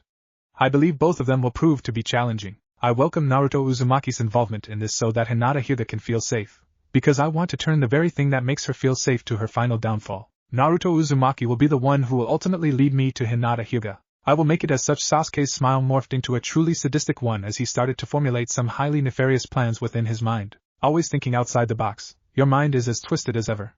I expect to see a favorable outcome, but that goes without saying for you. In any case, I've prepared a small lead to get you started. Fugaku snapped his fingers and on cue several high-ranking ninjas under his command brought in a broken and chained-up man into the room and pushed him into the ground. We found a spy from Kirigaku sneaking around trying to gather intel. A little research has unveiled that he is Neji Hyuga, the cousin of Hinata Hyuga. I think you may be able to extract some information out of him, so I'll leave the interrogation up to you. You seem to enjoy it quite a bit, not to mention you're very effective at it. You'll get nothing out of me. Absolutely nothing. Even though Neji could barely even move, he was still adamant in his stance of defending his village's secrets. Sasuke now had a sinister smile on his face. I'm going to take my time forcefully prying out every bit of information you hold. So then, why don't you tell me everything you know about Hinata Hyuga? I won't tell you anything. Neji shouted in defiance even in his highly vulnerable state. That is what they all say, until I break their minds beyond repair. Sasuke's smile only got wider and wider. He was truly starting to enjoy watching his next victim resist. He grabbed Niji by the collar, and brought his face up so that they were now both in eye contact. Genjutsu, Manjikyu Sharingan. Sasuke's eyes, the Sharingan, which consisted of 3 interconnected circles with a black pupil at the center, now changed to show a very complex star-like pattern, and using it he trapped Niji inside the illusionary world created within these highly advanced eyes, a world that was shrouded in darkness and despair. Now then, let us begin this nightmare that never ends. What if Naruto was raised in Uzushiogakure NaruHina? And thanks for watching my video till the end. If you enjoy this content, then do consider subscribing to my channel, and leave a like if you guys need the next part. Comment down, and thanks for watching the video, and see you guys in the next video.